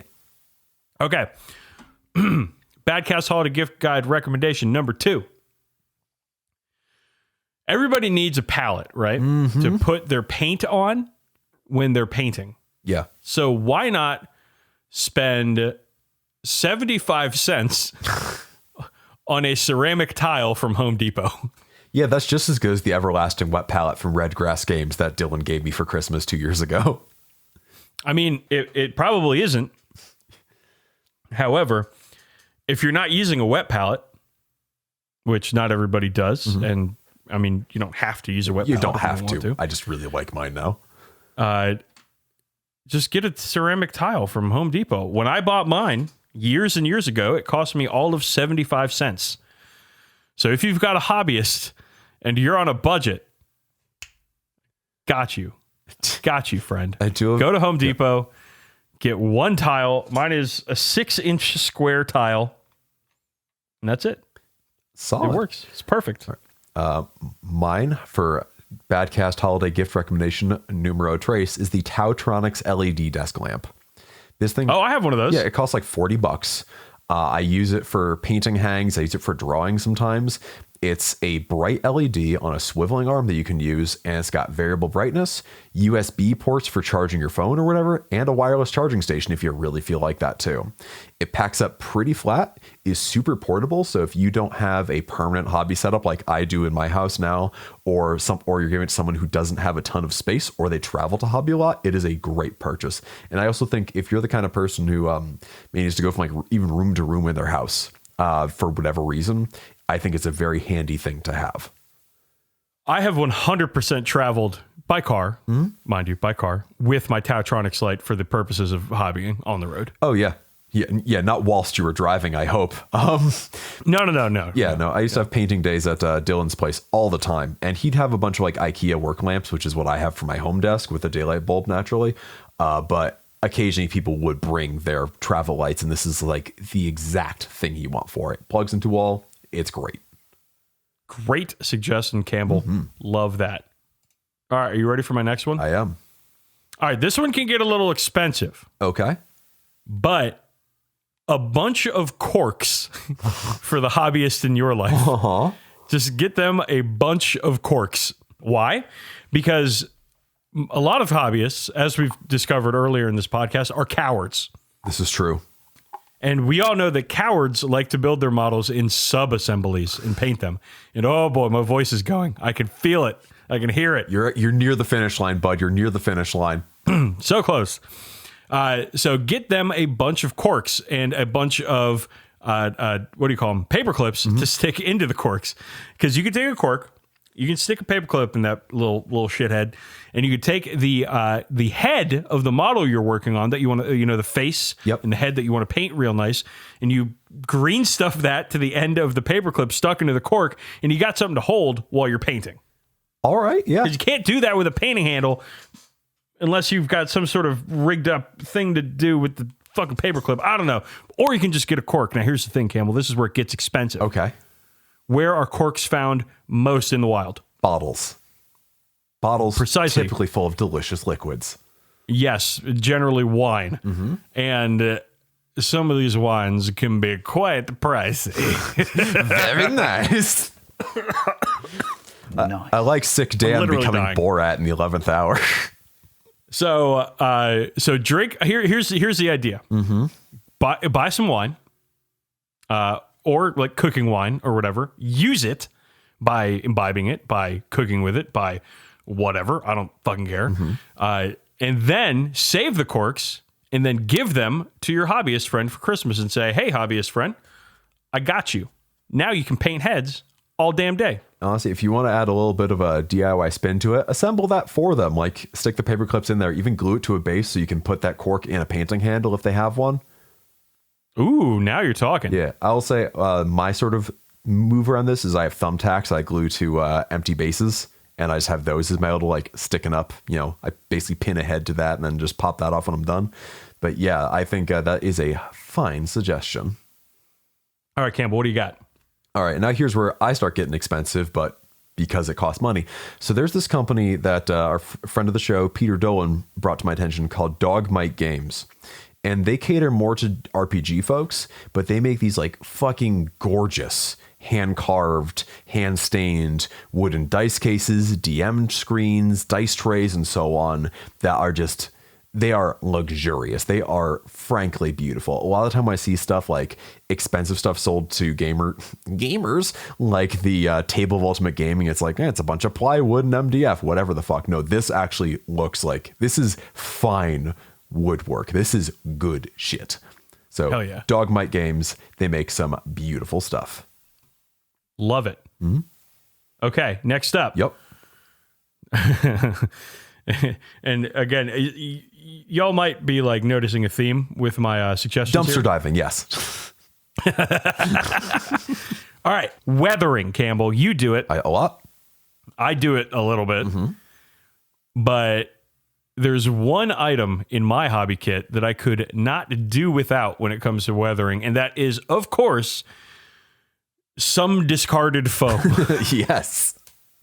When I have a KR case and I'm pulling out them little foamy boys to put my models in, I throw out most of those foamy boys. Yes. But I save some of them. That's what you should. For the purpose of weathering, of sponge weathering. Yes. I'm getting my sponges for free. Yeah. This one trick KR doesn't want you to know. Exactly. So if you are a like-minded hobbyist, and you probably are, KR is honestly the best solution for keeping your model safe during traveling that exists. And if you're smart and you've bought KR multi-case, you get that foam, save some of that and gift that to your hobby friend and say, "Listen, friend, I care about you deeply. Some might even call it love. And I'm going to give you these foams so you can sponge weather all day long." And also those sponges that you don't give them as gifts can be used as packing material for things you ship. Exactly. Listen, y'all. There's some real found shit, some free cycling energy right now. Yeah. No, when Anne was like, "You spent $50 on a cardboard box," and I was like, "But look, it's full of foam." Exactly. She didn't know all the value stored within. Yeah. All right. Campbell. Number 4. My last one is a product I can personally vouch for that you can probably vouch for as well, but that is the Firmer Terra Alpha game table. Oh, yes. I've had one of these things for years now, like probably 5 years now. And it is a portable 6x4 folding table made of aluminum. So it's pretty light. It's like 30 pounds. And if your giftee lives in an apartment or a small house or somewhere where they just don't have a dedicated game space, it is perfect. I find that with the kind of smaller scale of games now, or rather the smaller table size of games now, you've got more room now on the sides for like dice, for codexes, codices, for beverages, what have you. And the little extra space is not wasted at all. I used this as recently as last week. This thing is a wonderful product. You probably shouldn't stand on it or anything like that, but it has been worth its weight in Warhams, I suppose, over the last few years. I do wonder if they'll make smaller ones to fit the new regulation Warhammer table size, but a 6x4 does mean you can have a regulation size board or an old school bigger board very comfortably. Yeah, that's a great suggestion, man. It folds up, it's sturdy. Yep. And it's the correct size for a game of Warhammer 40,000. Yeah, honestly, during the early months of the pandemic where no one knew how the fuck this virus worked and there wasn't a vaccine yet, I regularly just drag the thing out. And that is what I used to play games with on my quote unquote cringe patio, to quote one very angry emailer. We love the cringe patio on the 40k Badcast. Love to play meme games for boomers on the cringe patio. All right. I've got one more for you, Campbell. Send it. And this might be the most important of them all. Okay. We've talked about it many times on this show. Spray can priming. We have. Usually about humidity and sometimes about where we spray the things. And sometimes some humorous anecdotes about spraying them in your kitchen. Yes. And smelling it every time I turn on the burners for a good 3 months. But here's the thing, Campbell. Yes. What we don't talk about is what the models are on when I'm priming them. And that's right. It's a piece of scrap cardboard cut off from a box that something came in some long time ago. And for the hobbyist in your life, listener, I suggest you take a box of something that got sent to your house and you cut off one of them little wingy dingies that flop off of the side, and you hand that to your hobby friend and say, hobby friend, I love you, and I know you need to prime your miniatures, and you can do them on this piece of scrap cardboard. So, Dan, would you believe me if I told you that it gets better than that? And that there's... No, I wouldn't believe you, because I've been using the same 3 pieces of cardboard for probably 8 years. They are, oh man, there is a strong layer of black primer on these motherfuckers. So, I sent Dylan a picture of some models I primed, and he goes, "Wait a second, that box is from Night Shift Brewing. They're a Boston brewery." I'm like, "Yeah, I moved it." I got a beer box like that. If you go to any brewery and you buy like basically, it's like the little pallet that like 4-6 or like 6 4-packs or 4 6-packs or whatever come on. I have one of those, and I just flip it upside down. I put masking tape, like double-sided tape, on top of it, stick the models on, and prime it. And that is what I use. Because I used to use a Cheerios box, and the weight of the accumulated spray paint caused it to bow in the middle. So I could no longer get like an even spray anymore. And this is a bit sturdier. And also, much like the corks of your gift, is a found thing indicative of a good time I had at some point. That good time being in Boston, Massachusetts a few years ago. Wow, that's incredible, man. I feel like a lot of us already have that piece of cardboard scrap that we all prime on, but not every hobbyist does. So, listener, for the hobbyist in your life, I suggest you, again, cut off a little wingy dingy of the old cardboard there and hand it on over with perhaps with a nice note. And if you do have a few bucks, buy them a roll of masking tape to go with it so they can stick their models on top. I use blue tack. Interesting. No, I use just your typical blue painter's tape or masking tape. I fold it into a little ring, and I just pop that on top and stick the boys on top and spray them, and it works just fine. I just break off a little ball of blue tack and pop that under the base, and it works. How fun. It's great. Blue tack. That's my fifth one. What's your fifth one? Masking tape? Oh, no, I guess so. I mean, that's more of an addendum to yours. My fifth one would be, I guess, Tamiya extra thin plastic glue, and then a half finished bottle of your own Tamiya extra thin plastic glue with some sprue that they can pop inside to make sprue goo with. So there you go. There's a little bit of a purchase, a little bit of a garbage gift in there. You know. Hey, gang. You know, this is the shit you get from the Badcast, all right? Yeah. Quality gift-giving advice for the modern hobbyist. Right, for the discerning modern hobbyist. All right, Campbell, it's time for Fact or Fan Fiction. As my voice flees from me, as the coughing becomes more frequent, which is great because I'm about to go to bed because it's fucking 12:18 a.m. On a Wednesday. I guess it's Thursday now. It is no longer Wednesday, my dudes. It's Thursday, my fellas. And just for anyone asking, it's not COVID. You did not get COVID. No, I took a test. Yeah. I took a test, a COVID test, and it was negative. Just wanted to I have a cold. Just wanted to nip remember that remember when colds were what we had to worry about? Remember when I was the one who got sick every time we went to a convention because I touched the bins at the airport and forgot to sanitize my hands before touching my face? Now you're the sick boy. Ugh. Vulcan and Perturabo had worked in combination over a 5 years' time to create the Armageddon Mark Imperial Knight Tactical Fighter, which was a heavy assault fighter that could shift into a combat walker.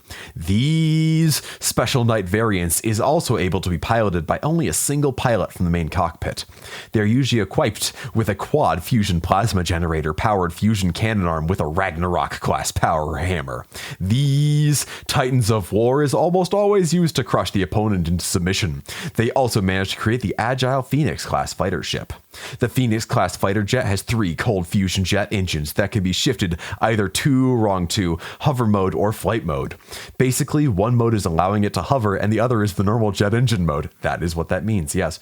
It's armed with twin turbo hyper laser cannons that could blast through anything with ease. Single minigun with mass accelerated rounds in the front nuzzle. Sentence fragment.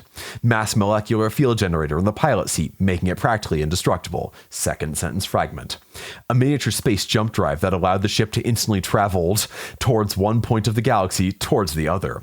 Prototype stealth field generator that shifted the molecules of light around the ship, practically making it invisible, was planned to be put into another model. The two Primarchs smiled proudly at the sleek and agile fighter jet. Well, brother, we certainly did the old man proud with this bad boy. Perturabo smiled as he dried his tear away. I shall call thee Jen, he sniffed. It's so beautiful. Vulcan's sweat dropped. Remember, we still have to test the ship before the actual info is given to father. Is that your Vulcan voice? Does Vulcan sound like Patrick Starr in my mind? Yes, he does. Yeah, it works. Eagle 1, this is Command Tower. Ready for test launch? Engineer spoke from the Command Tower. Command Tower, this is Eagle 1. Starting up the engines. Check. Shields. Check. Weapon is. Check. All systems go. Vulcan said while speaking into the headset. Perturabo then took over. Fuel tank check is acceptable. Shield levels normal and stable. Fuel injectors functioning. We're ready for takeoff. The two brothers were known as the Techno Geeks. As a running friendly joke between the brothers, Laman Russ refused to use anything that hadn't their stample of approval and official sign of manufacturing if it wasn't made by his hand or his own legion.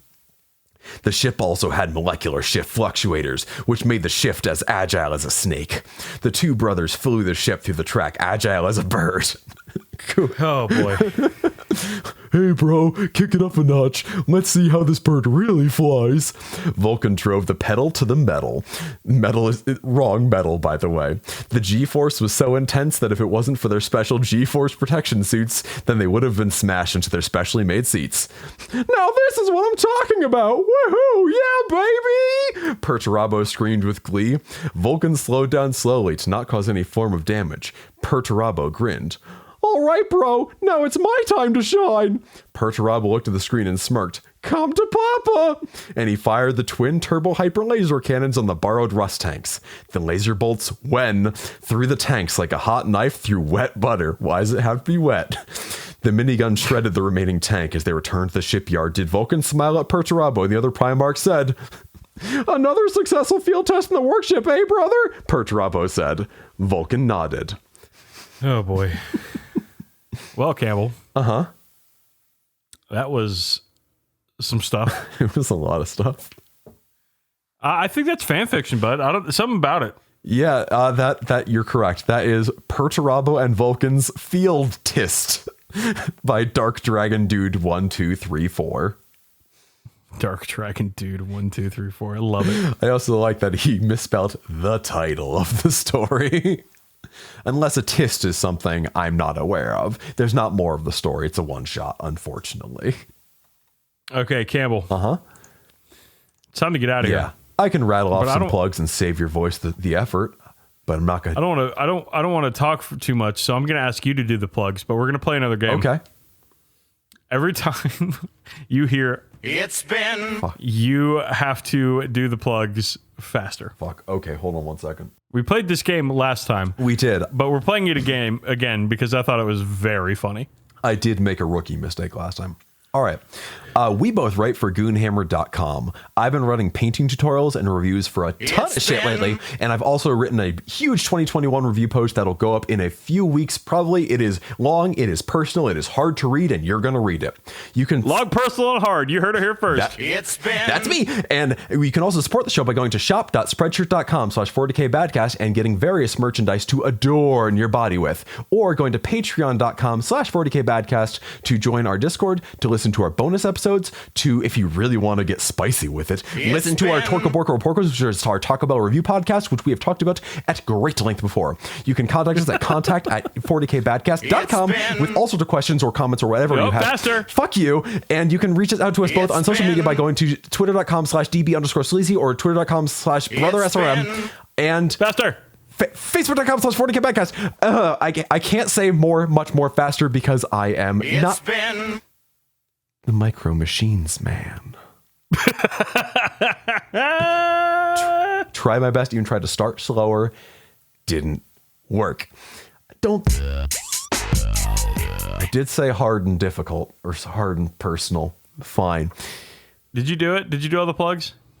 Patreon, Spreadshirt, Goonhammer, email, social media. I'm cam2d.tumblr.com if you still use that dead website. There's no porn there anymore, so I don't know why you would, but I'm there, so that's cool. Hey. But if you are looking for some horn... This one's for the horn dogs.